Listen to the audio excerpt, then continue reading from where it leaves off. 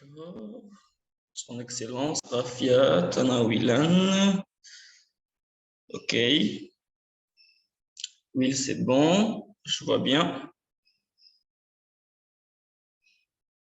Rafia, c'est bon aussi. Je partage le lien avec les gens et c'est bon. Le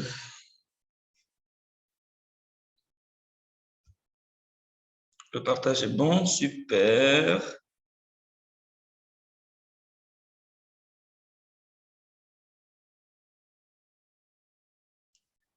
On attend que les gens rejoignent. Je vois Mimi. OK. Mimicha, d'accord.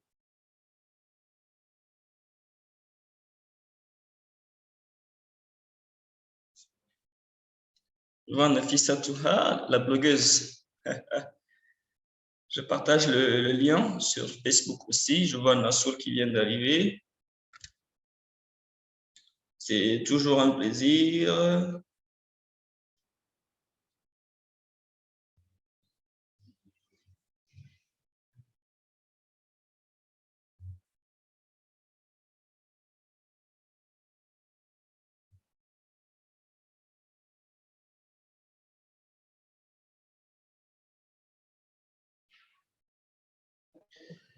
Je vois Bogi, je vois Bob, je vois Nassour, je vois son excellence, je vois Rafia. D'accord. Il y a Ismaël Aboubakar qui vient de nous rejoindre, d'accord. Ah, je vois Tata Dela aussi. Ah, ça fait très plaisir de revoir certaines personnes, hein.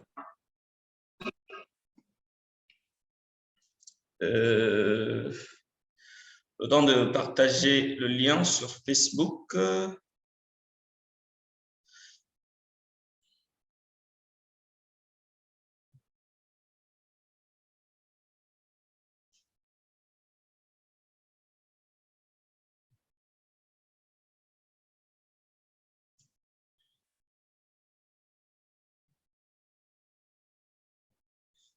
Je partage juste ça. C'est bon. Ismaël a pu gérer son audio. Il reste Maman Dela.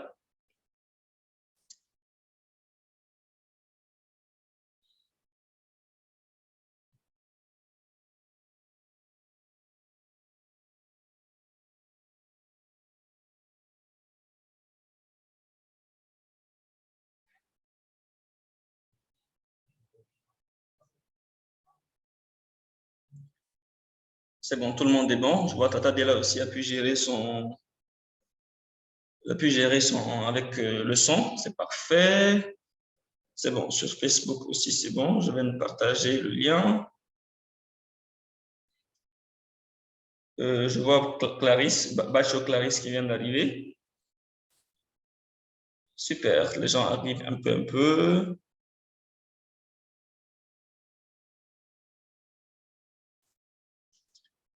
Partage le lien ici aussi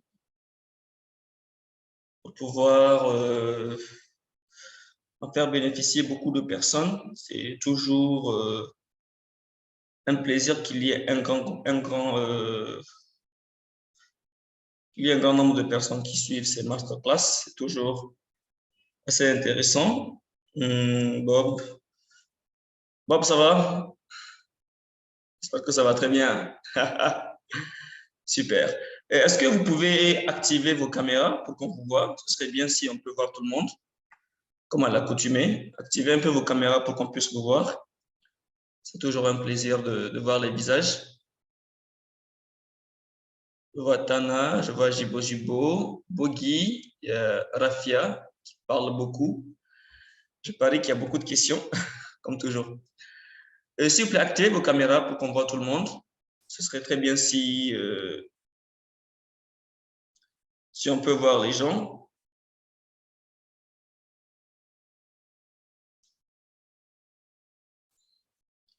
Je vois un iPhone qui est arrivé. Je ne sais pas c'est qui. Rafia, c'est le toit qu'on voit, hein? Disons, c'est le plafond qu'on voit. Ah, ok, c'est bon maintenant. Qui d'autre? Ceux qui peuvent, s'il vous plaît, activer vos caméras, qu'on puisse vous...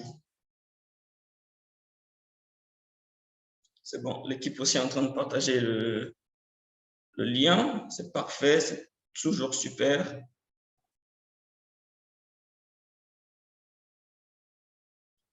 Je ne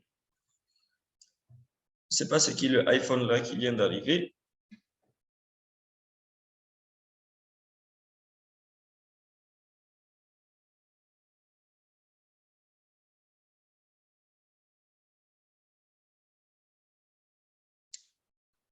Et ça doit aussi arriver. Super, super.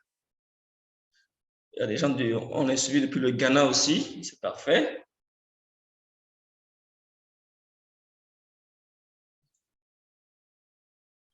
S'il vous plaît, activez vos caméras comme je l'ai demandé, afin qu'on voit tout le monde. Je vois la caméra de Nassau qui est active, celle de Will et celle de Bob. Nassau, il est dans l'espace même. Je ne sais pas comment il arrive à faire ça. Vos caméras, Son Excellence, est-ce que Son Excellence est là? Bogi, bon, peut-être qu'il y a des personnes qui sont dans un bruit. Je vois Fanata, c'est parfait, c'est bon. Rafi a dit qu'on l'a déjà vu.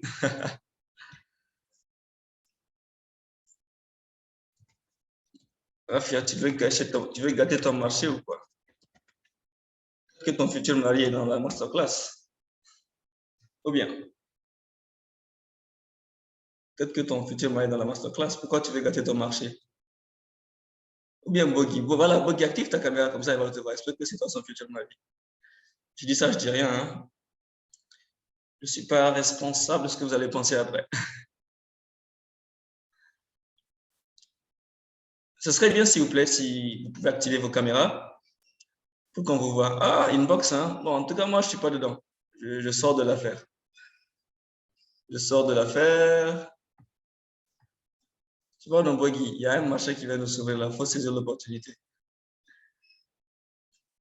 On va attendre encore quelque peu. Et comme à l'accoutumée, avant que les gens ne viennent, ce serait bien si je peux prendre les attentes des gens. Pour quelles raisons est-ce qu'on s'est connecté à cette masterclass pour un peu avoir l'idée, ce qui a amené les gens, afin de mieux répondre à vos attentes. Ce serait bien.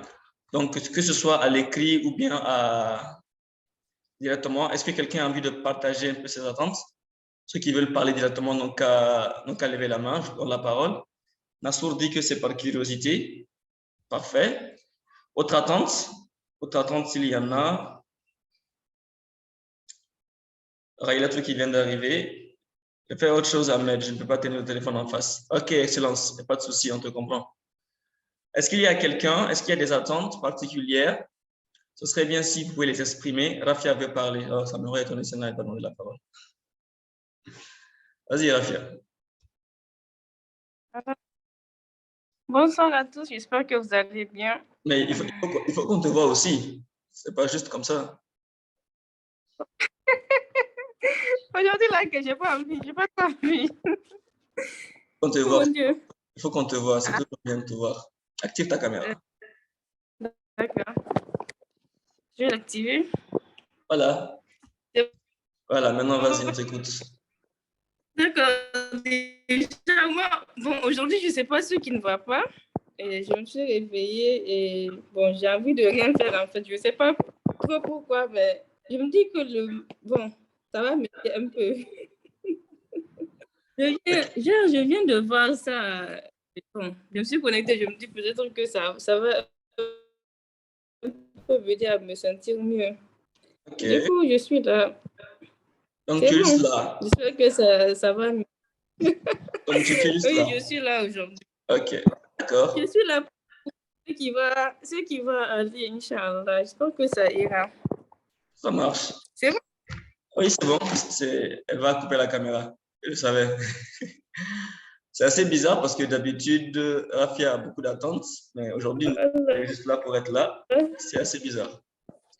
Alors, est-ce que quelqu'un veut partager ses attentes aussi, au-delà de Rafia? Est-ce que quelqu'un veut exprimer un peu? Je vois Issa Kimba qui est là. Je vois, on est aussi depuis Dakar aussi. Je vois Aïcha qui est là. Je vois Bogi veut parler. Parfait. Bogi, active ton micro. Et si possible, ta caméra aussi, ce serait bien. Alors, bonsoir tout le monde. Bonsoir Bogi, comment tu vas? Bien, alhamdulillah. En fait, pour moi, en toute honnêteté et sincérité, quand on dit confiance en soi, et que naturellement, surtout même dans mes lectures, je suis trop développement personnel, c'est quelque chose qui m'intéresse. Et je me suis dit que à chaque participation à une conférence en ligne ou bien présentielle, on en sort toujours gagnant. On apprend toujours, en fait. Donc, du coup, la question suivante, pour moi, en tout cas, à ma connaissance, la confiance en soi, souvent, dans mon cas, c'est lié au fait à la maîtrise du sujet. Si je ne maîtrise pas la question, ou bien le sujet, ou bien la thématique, ça va me frustrer, ça va me rendre dans des stress ou bien manque de confiance. Je perds de dire n'importe quoi devant mes publics parce que je respecte beaucoup le public. J'ai beaucoup d'estime pour le public. Donc, du coup, à chaque fois, à mes présentations, même du club de lecture, quand je ne maîtrise pas les livres, ça me dérange souvent un peu d'être devant le public. Mais quand je maîtrise ça, je sais que j'ai bien vraiment lu le livre, j'ai la maîtrise totale. Ça m'excite même d'être devant le public et partager ma connaissance avec les autres. Donc, du coup, la question que je vais te poser, est-ce qu'il y a une manière d'avoir confiance en soi, même si on ne maîtrise pas la question, le sujet, au fait? Merci, merci. Je t'en prie, Bogi, je t'en prie, c'est une très bonne question. Je vais la noter. Comment avoir, je note ça, comment avoir confiance en soi en face de l'inconnu? Je pense que ça peut résumer comme ça la question. En face de l'inconnu, parce que quand tu dis, lorsque tu maîtrises le sujet, lorsque tu as une connaissance parfaite de ce que tu vas faire, de ce que tu vas dire, c'est assez aisé en fait, c'est comme un poisson dans l'eau. Maintenant, comment arriver justement à avoir cette confiance lorsqu'on se retrouve dans un domaine dans lequel on peut estimer qu'on n'a pas toute la maîtrise ou qu'on n'a pas assez de maîtrise par rapport au sujet? C'est une très bonne question. Merci beaucoup. Est-ce qu'il y a autre question? Comme ça, je la prends en même temps. Oui, oui, effectivement. Super, super. Merci beaucoup, Bogi. La question suivante. Je vais poser une deuxième question, non? Non, c'est bon, OK.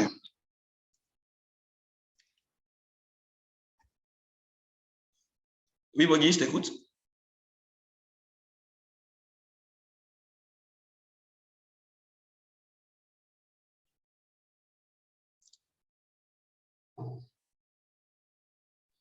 Bogi est là? Oui, je suis là. Maintenant, la deuxième question. Je sais que la confiance en soi, si on se pose la question sur la naissance de l'homme en tant que tel, quand on est dans la société à tout petit, on a confiance. On peut crier, on peut même si là où on veut, étant enfant, on n'a pas peur en fait. On est totalement confiant en soi en fait. Effectivement. Maintenant, je pense que la confiance en soi, au fur et à mesure qu'on grandisse dans la société, il y a des peurs, il y a des interdits. C'est ça qui réduit souvent la confiance en soi, en fait, vis-à-vis des personnes, vis-à-vis de son environnement. Maintenant, est-ce qu'il y a une méthode aussi pour échapper à ce genre de choses? Parce que je sais que si on observe les enfants, ils font du n'importe quoi, en fait, sans peur d'être jugés. Ils ont la confiance totale, en fait.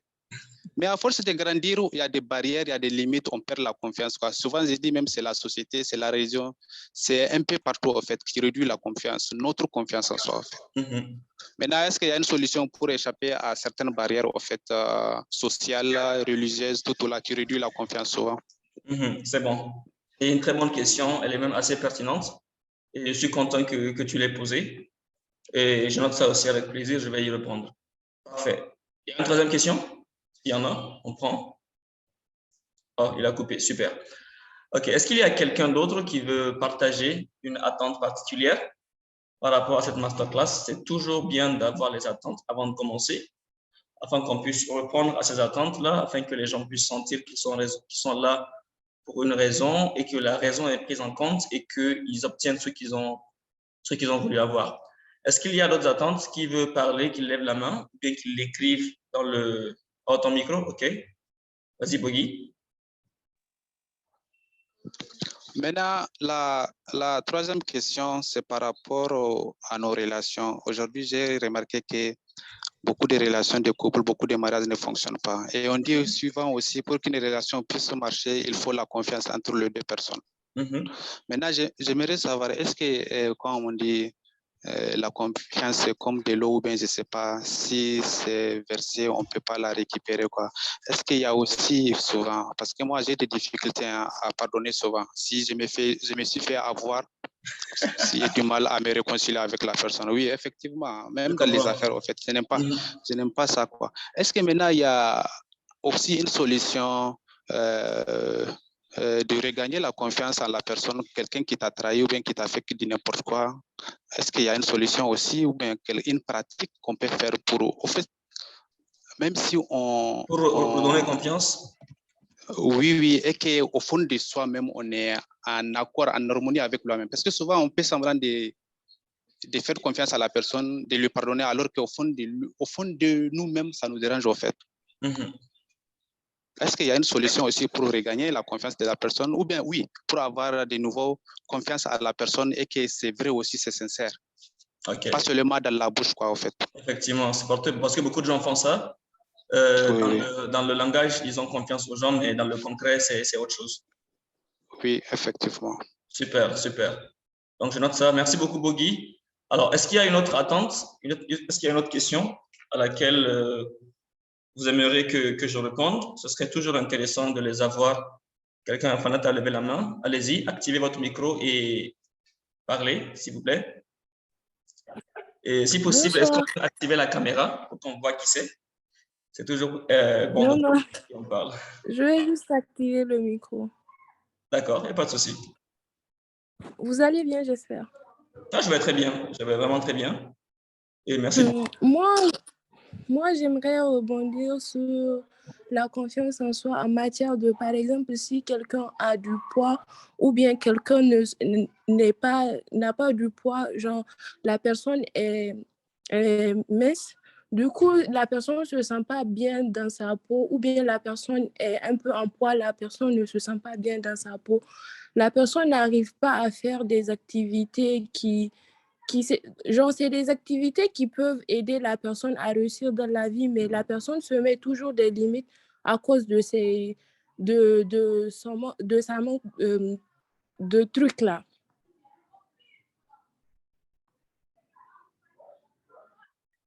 Vous me recevez? Oui, je suis là à cause du truc là. Quel truc? À cause de son manque de confiance. OK. Donc maintenant, si on peut résumer la question en une phrase très simple, qu'est-ce qu'elle devient?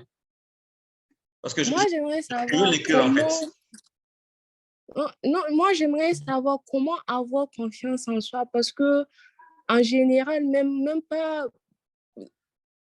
dans le public ou quoi, même la base, même, genre, si j'ai pas confiance en moi, j'arrive pas à faire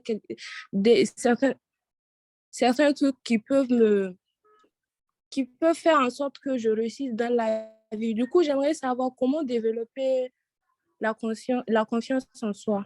OK. Donc, c'est une question plutôt générale par rapport au thème, c'est ça? Oui, justement, c'est plutôt une question générale. D'accord. Donc, la question, en fait, elle est même la question principale de la masterclass.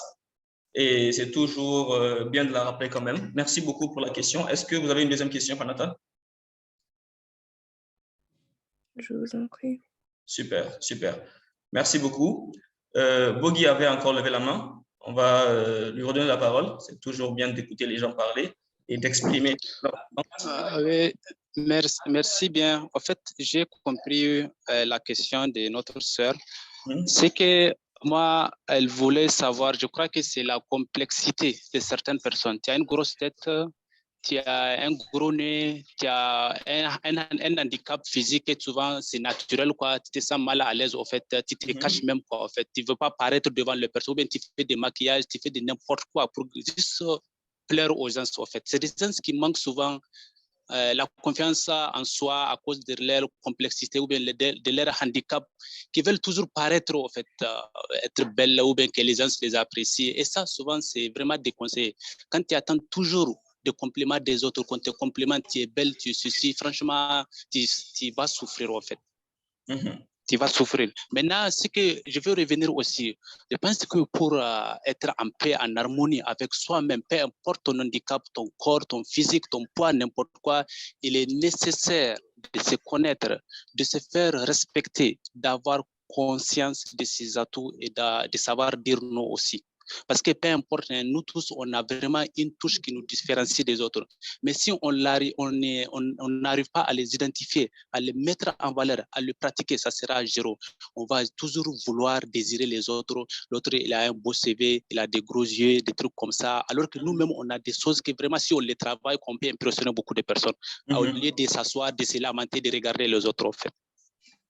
Effectivement, effectivement. C'est une sorte de comparaison, en fait, une sorte de comparaison entre ce qu'on est, ce que quelqu'un est, qui peut s'appeler la confiance. Je pense que Fanat avait parlé. Je vais lui redonner la parole pour qu'on entende son point de vue. Fanat, allez-y. Oui, justement. Oui, j'ai bien écouté ce qu'il a dit, mais oui, en fait, c'est ce que je voulais dire. Et je me demande comment travailler tout ça pour que les complexes-là deviennent une sorte de force pour nous, pour pouvoir avancer dans la vie. Okay. Parce que, par exemple, une personne qui a du poids, dès qu'elle sort, elle va se mettre dans la tête que les gens ne regardent qu'elle. Donc, du coup, elle est là, elle se cache, elle n'arrive pas à avancer. Moi, c'est surtout sur ce point que j'aimerais bien être éclairé. Oui, oui. Super, super. C'est bon, j'ai noté ça et c'est un plaisir d'avoir des explications supplémentaires. Alors, j'ai noté plusieurs questions. Comment avoir confiance en soi? Comment redonner confiance aux autres après qu'ils nous aient fait du mal? Comment contextualiser la confiance en soi dans une relation conjugale ou amoureuse? Comment échapper à la pression sociale qui s'appelle la confiance en soi? Comment avoir confiance en soi face à l'inconnu? Et comment dépasser les complexes? Est-ce qu'il y a une question à laquelle vous voulez aussi que je réponde? Ce serait bien si je peux l'avoir. Est-ce qu'il y a une autre question à laquelle vous voulez une réponse? Levez la main pour parler ou bien écrivez cela dans la discussion. C'est toujours bien de savoir exactement pourquoi les gens sont là afin qu'ils puissent avoir réponse aux questions qu'ils se posent.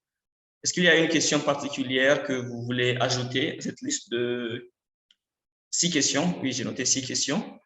Est-ce qu'il y a une autre? Je vois Aisha Never Give Up, je vois Tasnim de Dakar, je vois Essata Aridon du Ghana, je vois Manager Bob, Bogi, Tata Dela, je vois Diara, je vois Fanata, Issa Kimbara, Piajibo, je vois Safia Maroun, je vois son Excellence et Tanawil, Tchabila Zuma, la DGI est là. Je vois un certain user, je ne sais pas si c'est un surnom ou bien si c'est un ordinateur, je vois Zainab Doukouré et Massa Ouda. Safia veut parler, d'accord. Safia, vas-y. Bogi, oui, je vois, j'arrive, Bogi, j'arrive. Safia, active ton micro, c'est en bas à gauche sur l'écran.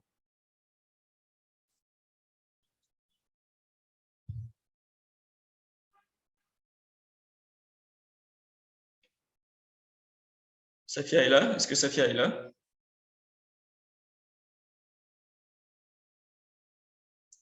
Bon, le temps qu'elle parvienne à activer son micro. Bogi, vas-y. Oui, maintenant, je vais revenir sur encore 4 mots. La confiance en soi, l'estime en soi, l'orgueil, l'arrogance. Maintenant, je regroupe les 4 mots. Est-ce qu'il y a aussi une manière d'être un peu insensible, en fait, pas trop sensible? Si vous regardez la série Suite Avocat sur mesure, il y a l'attitude de Harvey Specter là, que moi, ça me plaît beaucoup, en fait.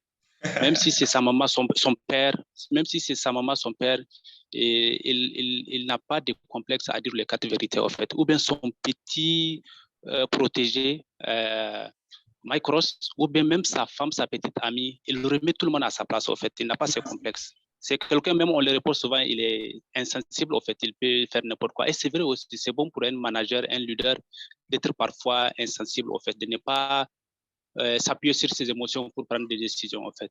Maintenant, est-ce que ceux qui ont confiance en soi, c'est des gens qui ont de l'arrogance, qui sont orgueillés, ou bien il y a une manière de le définir aussi, comme Harvey Specter? D'accord. Super, merci beaucoup. Ça, c'est une très bonne question que j'aime beaucoup. D'accord. Bon, Safia, tu peux écrire dans le conversé, comme ça on va lire la question. Et d'ici là, après, tu pourras essayer de te déconnecter et te reconnecter afin de voir si ça va marcher. Parce que généralement, c'est soit le casque ou bien la connexion. essaie d'appuyer dessus, ou bien quand tu appuies, souvent on te demande si tu veux te connecter à un Wi-Fi ou bien avec tes données cellulaires. L'une des deux, en fait.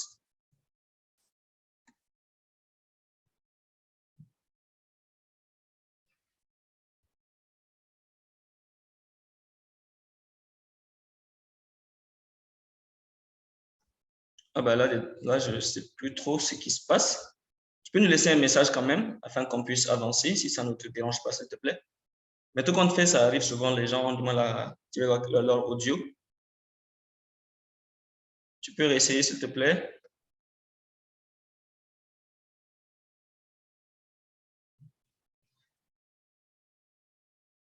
Ça ne marche toujours pas?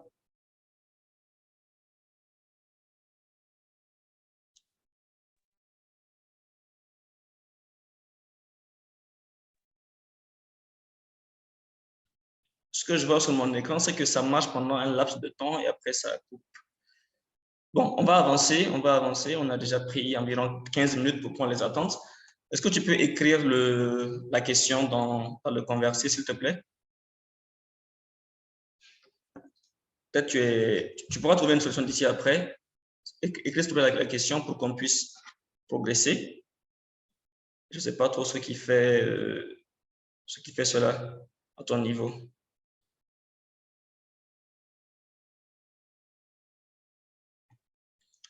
J'estime qu'elle est en train, je pense qu'elle est en train d'écrire la question. Alors, merci beaucoup pour vos questions. C'est très, très puissant. Et je pense qu'on peut déjà aller sur les questions là. Je vais essayer de les réorganiser un peu pour qu'elles puissent être des suites logiques afin qu'une question puisse en introduire une autre, et ainsi de suite, et ainsi de suite, et ainsi de suite. La première question à laquelle j'ai envie de répondre, c'est celle qui parle de la société. Bogi avait dit que quand on observe les enfants, en fait, on se rend compte que ils ont une confiance en eux extraordinaire parce qu'ils ne s'arrêtent pas en fait pour penser si une chose est possible, si une chose n'est pas possible. Et cela est dû en fait à la condition humaine de façon naturelle. Naturellement, en fait, tous les êtres humains ont confiance en eux, naturellement. Qu'est-ce qui se passe? C'est qu'à mesure que l'on grandit, la société est là pour un peu essayer de recadrer les gens. Recadrer dans le sens où elle veut en fait donner une piste, une façon de faire les choses qui va, disons, un peu harmoniser la société à leur façon, bien sûr. Mais ce n'est pas évident que cette façon de faire apporte toujours une valeur ajoutée à la personne qui est concernée. Comment se passer de la peur? Super, merci, je note cela. Ça viendra après. Donc, je disais, la société, en fait, tout son objectif principal, c'est de vous amener à réfléchir le moins possible. Je répète, le but d'une société et de sa façon de conditionner les gens, c'est de vous amener à réfléchir le moins possible parce que plus vous réfléchissez et plus vous êtes dangereux. Et moins vous réfléchissez et plus on peut vous maîtriser, on peut vous amener à suivre un chemin particulier. Par exemple, la société a tracé un chemin pour les jeunes, pour les femmes mariées, pour les femmes divorcées, pour les veuves, pour les jeunes orphelins. En fait, pour tout le monde, il y a un chemin qui est déjà assez tracé. Et quand tu grandis, par exemple, quand tu es une femme, si tu veux t'intéresser aux jouets de voiture, on te dit que non, ce n'est pas une affaire de femme. Va prendre tes poupées, va prendre ceci. Parce qu'en fait, on veut te conditionner à mieux savoir gérer une famille, à mieux savoir gérer les enfants, plutôt qu'à expérimenter des choses qu'on qualifie d'hommes. Et donc, à mesure que l'on grandit, cette société, en fait, que ce soit par les parents, par les aînés, par l'école, veut te forcer, en fait, à te caler à cette façon de voir les choses qui fait que ceci est possible, ceci ne l'est pas, ceci est bon, ceci n'est pas bon, ceci est recommandé, ceci est mauvais. Alors, dans le fond, l'intention, elle est bonne. Je répète, dans le fond, l'intention, elle est bonne, mais dans le concret, c'est un problème parce qu'il n'est pas évident, en fait, qu'une société, qu'une simple façon de penser, qu'une seule façon de penser puisse être utile pour tout le monde. Je répète, il n'est pas évident qu'une seule façon de penser puisse être la bonne façon de penser pour tout le monde. Qu'est-ce que cela veut dire? Dès lors que tu comprends comment les choses fonctionnent, dès lors que tu comprends qu'il y a un conditionnement qui est en train d'être fait, l'idéal, c'est comprendre que certes, tu vis dans une société, mais tu n'es pas la société. Je répète, tu vis dans une société, mais tu n'es pas la société. Qu'est-ce que cela implique? Ce qui est dangereux, je vais vous dire comment est-ce que la société conditionne les gens. L'être humain, par nature, il aime se sentir inclus. Il aime se sentir accepté et approuvé par les gens qui sont autour de lui. Et donc, la société, en fait, elle fait en sorte d'attacher une grosse douleur au fait de faire ce qu'elle n'approuve pas et d'attacher un grand plaisir au fait de faire ce qu'elle apprécie. De sorte que lorsqu'une personne se comporte de façon contraire à ce que la société approuve ou désapprouve, la société réplique de sorte qu'elle se sente écartée, elle se sente insignifiante, elle se sente pas comme les autres, elle se sente anormale. Et ça va en contradiction avec l'un des besoins les plus fondamentaux de l'être humain, qui est le sentiment d'appartenance et d'acceptation. Maintenant, le problème vient du fait que dans l'éducation que les gens reçoivent généralement, ils n'ont pas assez d'émotions, ils n'ont pas assez d'énergie positive, ils n'ont pas assez d'acceptation en eux, qui fait qu'ils vont chercher l'acceptation dehors. Qu'est-ce que cela veut dire? Lorsque, par exemple, un parent, un père ou une mère, n'a pas dit assez à son enfant qu'il est compétent ou qu'elle est compétente ou qu'il est beau ou qu'elle est belle ou qu'elle mérite d'être aimée, tout ce qui peut, en fait, peut remplir l'enfant de sentiments agréables vis-à-vis de sa personne, il est évident que cet enfant, à mesure qu'il atteint l'adolescence, il va chercher à avoir ces sentiments de la part du monde extérieur. Et c'est pour ça que généralement, lorsqu'un homme rencontre une femme, si cette femme-là n'a pas été assez nourrie, en termes d'énergie positive et d'émotion par ses parents, dès que cet homme va être un peu romantique, un peu fleur bleue, un peu bien parlé, elle tombe dans les pommes parce que tout simplement, elle n'a pas connu cela à la maison. Donc, elle donne sa confiance à cet homme-là. Mais lorsque à la maison, elle a reçu assez d'énergie agréable, assez d'énergie positive, il n'est pas évident en fait que n'importe qui se pointe puisse la berner. Donc, ce que je veux dire par là, c'est que à mesure que tu grandis, l'énergie que tu cherches pour pouvoir, ou déjà l'énergie qui était nécessaire pour te sentir bien, soit tu l'as en toi ou tu la cherches dehors. Et c'est quand tu la cherches dehors que tu manques de confiance en toi. C'est quand tu la cherches à l'extérieur que tu manques de confiance en toi. Et c'est même quand tu la cherches à l'extérieur que ce que tu as de différent, va te déranger. Parce que les complexes, ce n'est pas exactement en fait ce que tu as de mauvais. Mais c'est ce que tu as que les gens n'ont pas et qui te dérange parce que toi, tu n'as pas ce que les gens ont. Si on comprend ce que cela veut dire, un complexe n'est qu'une émotion que l'on ressent parce qu'on n'est pas comme les autres. Et malheureusement, cette émotion se déclenche, c'est quand on est conditionné à penser qu'on devrait être comme les autres. Dans ma famille, par exemple, du côté de mon père, on a tous des grosses dents, des dents comme ça. Et la plupart des gens membres de ma famille, ils rient comme ça. Genre, ils ne rient pas les gorges déployées, ils ne rient pas ouvertement parce que tout simplement, souvent, les gens n'ont pas en fait envie de montrer ces dents-là parce que ces dents-là ne ressemblent pas aux dents qu'on va qualifier de normales. Donc, à mesure que tu observes ce qu'il y a en toi qui est différent de ce qu'il y a chez les autres et que tu ne ressembles pas aux autres, si tu as été conditionné à penser que tu dois ressembler aux autres, tu ne peux pas en fait avoir confiance en toi et tu seras tout le temps complexé. Mais à partir du moment où tu comprends que tout le monde est parfaitement imparfait, que tout le monde est différemment normal, tu comprends en fait que ce que tu appelles complexe n'est pas réellement un complexe, mais une comparaison inutile que tu fais entre toi et les personnes. Je répète, quand tu comprends que ce que tu as en toi qui est différent des gens n'est pas un complexe, mais une compréhension inutile de ce que tu es en train de faire entre ce que tu es et ce que les gens sont, les complexes disparaissent. Les complexes ne viennent pas que de ce que tu as, des choses différentes où tu ne ressembles pas à quelqu'un, mais ça vient du fait que tu penses que tout le monde devait ressembler à une seule chose. Et c'est de là que viennent les gens parce que quand tu vois quelqu'un qu'on va qualifier de ce qui est en surpoids, il se sent mal, pas parce qu'il est en surpoids, mais parce qu'on a inculqué aux gens dans la communauté que tout le monde doit être skinny, tout le monde doit avoir la forme Coca-Cola, tout le monde doit avoir les six-packs. C'est du bullshit parce que, mais imaginez un monde où tout le monde est fit, tout le monde est bien musclé, tout le monde est skinny, tout le monde a la forme Coca-Cola, tout le monde ressemble à ceci. C'est ennuyeux. C'est ennuyeux parce que tout simplement, il n'y a pas de diversité. Et c'est une diversité en fait qui crée une unité. Donc, ceux qui ont des complexes, ceux qui ont un nez qui ne ressemble pas à ce que tout le monde a, des dents ou une bouche ou des oreilles d'elfe comme les miennes, des oreilles de Piccolo dans Dragon Ball Z, ou bien quelqu'un qui ressemble à une baguette de pain comme moi, skinny, il faut comprendre que tu es parfaitement imparfait. Et c'est juste que celui que tu es en train de regarder pour te comparer à lui, c'est que tu te compares à lui sur l'aspect où il te dépasse. C'est juste cela. C'est que tu te compares à lui sur l'aspect où il te dépasse. Et il y a forcément un aspect où tu le dépasses. Parce que la vie est faite de façon équilibrée. Elle est faite de façon équilibrée. Et c'est toujours important. Et c'est là que vient la confiance en soi, parce que ce que Bogi a dit au début, c'est important. Dans le sens où cette confiance en soi, naturellement, quand tu es dans un système, dans un domaine que tu maîtrises, tu l'as. Mais ça ne veut pas dire que tu ne l'as que là où tu maîtrises. Parce que l'être humain, il est en perpétuel devenir. Il est en perpétuelle croissance, il est en perpétuel développement. Maintenant, il y a ce qu'on appelle les critères de mesure de confiance. Je répète, les critères de mesure de confiance. Si, écoutez très bien cela, si tu mesures ta confiance à ta compétence, tu vas galérer. Je répète, si tu mesures ta confiance à ta compétence, tu vas galérer.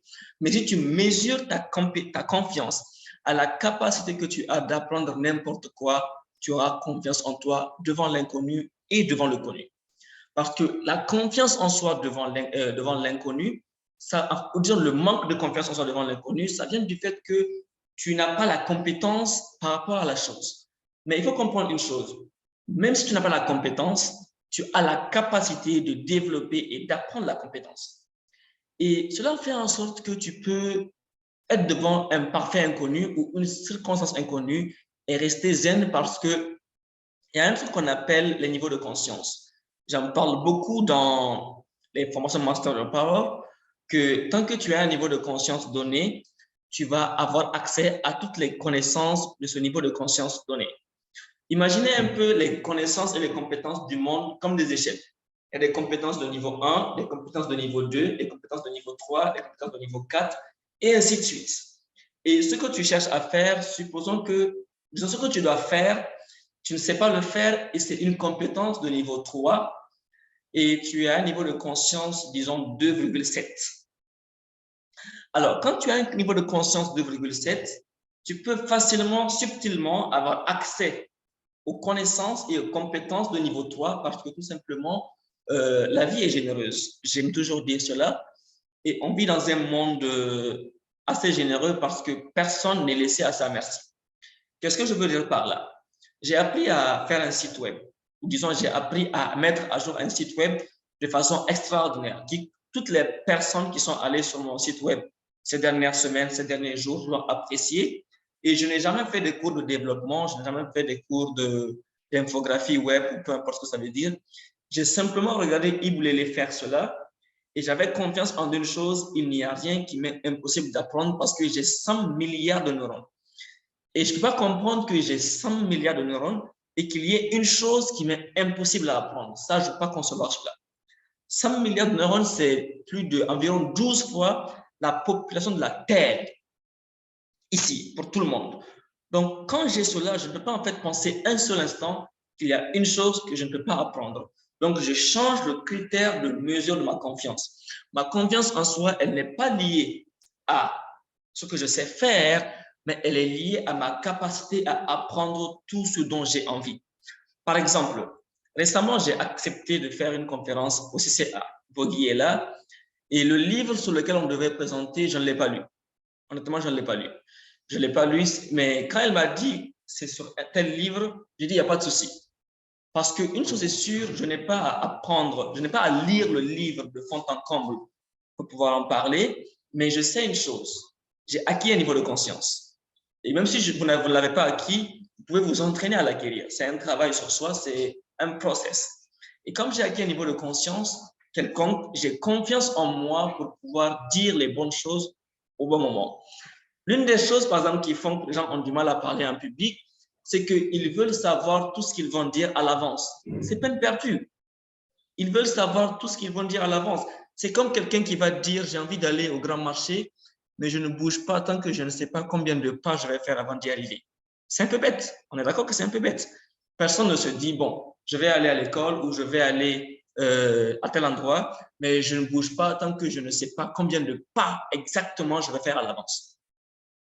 On s'en fout du nombre de pas qu'on va faire, mais on est sûr d'une chose, on a confiance en ses jambes pour faire le nombre de pas nécessaires pour arriver à destination.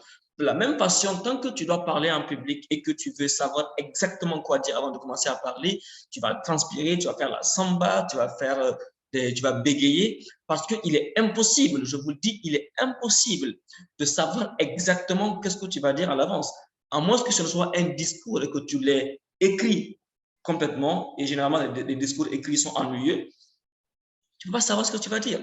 Donc, première chose pour avoir confiance en soi, c'est changer le critère de mesure de la confiance et quitter de la compétence à la capacité à acquérir la compétence. Lorsque c'est lié au corps ou bien à l'apparence physique, le critère de confiance, généralement, c'est le regard des gens. C'est le regard des gens. Alors, pour ça, il faut encore le changer, mais plutôt mettre sa confiance sur sa capacité à valoriser ce qu'on a. Qui a observé une chose? Il y a des gens qui sont vilains, dans le sens où si on prend le critère de beauté standard des gens, il y a des gens qu'on peut qualifier de vilains ou bien ils ont un gros nez et pourtant ils dégagent un charme. Je ne sais pas si vous avez rencontré des gens comme ça. Des gens qui ont des gros nez, levez la main si vous avez rencontré des gens comme ça, levez la main si vous avez vu quelqu'un comme ça, qui a un gros nez ou qui est apouchou ou qui a quelque chose en fait que vous, si vous l'aviez, vous allez vous sentir complexé, mais lui, il a ce gros nez et il a un charme qu'il dégage avec ce gros nez-là. Parce qu'il a changé le critère de confiance.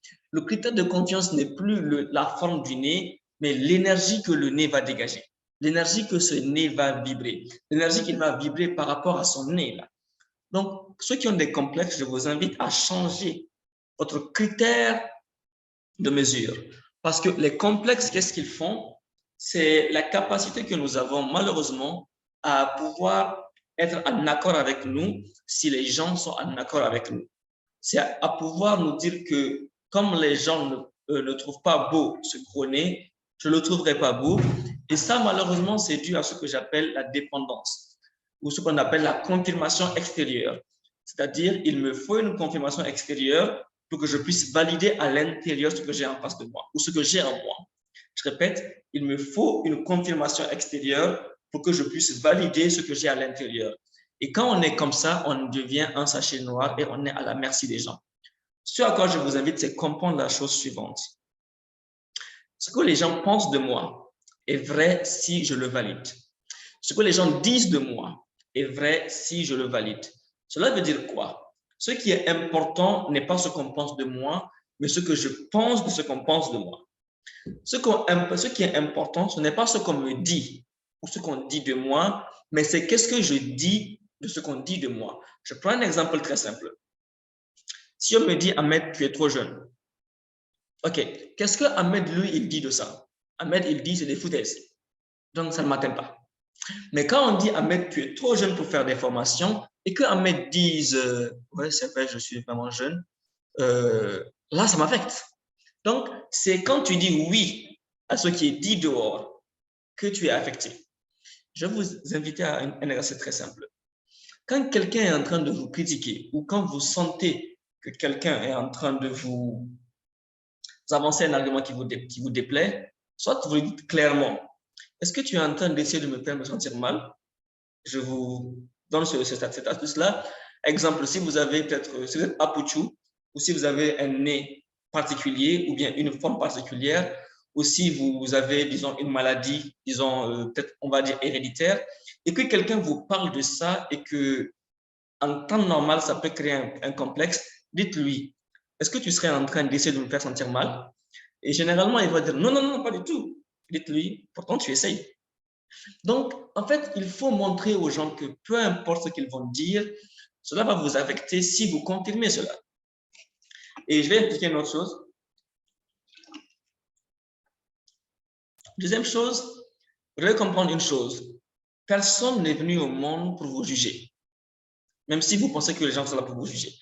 C'est comme par exemple, lorsque tu conduis et quelqu'un te coupe la voie et tu commences à insulter toute sa génération jusqu'à Adam. Tu commences à l'insulter, ses parents, ses grands-pères, parce qu'il t'a coupé la voie.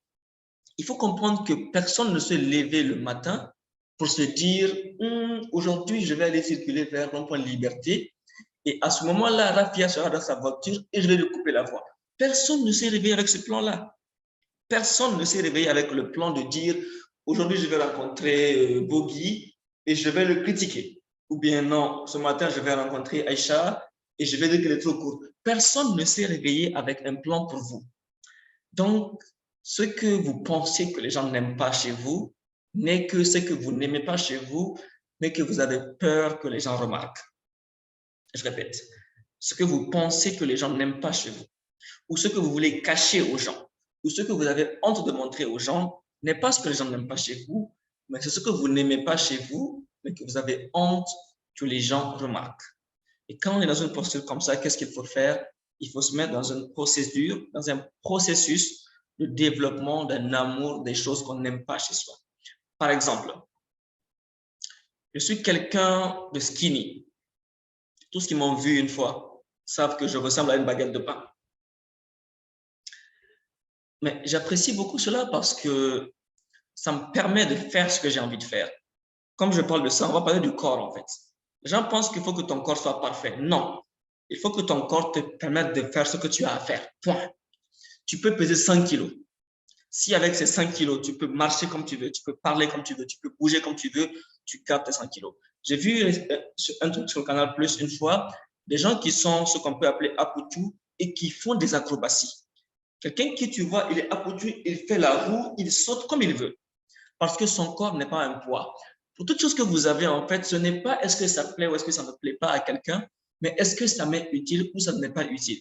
Si vous êtes apoutou et que quand même vous arrivez à vous surpasser, vous arrivez à donner de l'énergie, vous arrivez à travailler, vous arrivez à vous donner dans ce que vous avez à faire, nul au diable perdre du poids. Arrêtez cela.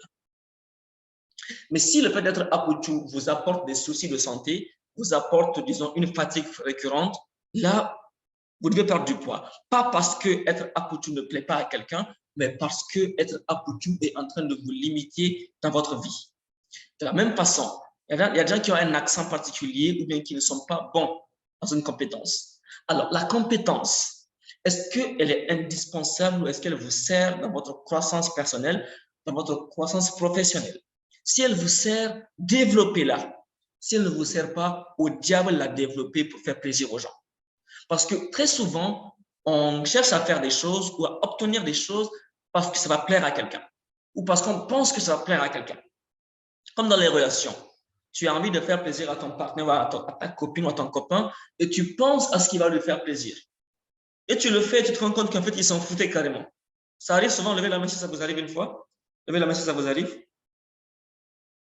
Souvent, tu fais un plan, tu veux faire plaisir à quelqu'un, tu réfléchis en fait pour trouver ce que tu veux lui faire. Tu fais cela et tu te rends compte qu'en fait, il s'en fout. Ou ça ne lui fait pas l'effet que tu voulais que ça lui fasse. Ça arrive souvent parce que tu es allé sur la mauvaise base. Tu veux faire plaisir à quelqu'un, tu lui demandes qu'est-ce qui va lui faire plaisir. Et vice-versa. Tu veux te faire plaisir, ce n'est pas suivant ce qui fait plaisir aux gens que tu dois le faire, mais suivant ce qui te fait plaisir. Ce n'est pas parce que quelqu'un dit que être skinny est mieux qu'être apoutou que tu vas aller te suer à la salle de gym pour perdre du poids. Mais tu pars te suer à la salle de gym, c'est parce que le fait de perdre du poids t'est utile dans ta carrière, dans ta santé et dans ta vie en tant que personne humaine. C'est ce qui est important. Donc, les complexes ne viennent pas du regard des gens, mais ils viennent de la peur que les gens remarquent ce qu'on n'apprécie pas chez nous. C'est de là que viennent les complexes. J'espère que j'ai répondu aux questions. Je suis en train de voir des messages. Si vous avez des questions en cours de chemin, arrêtez-moi pour qu'on puisse avoir des réponses à tout le monde.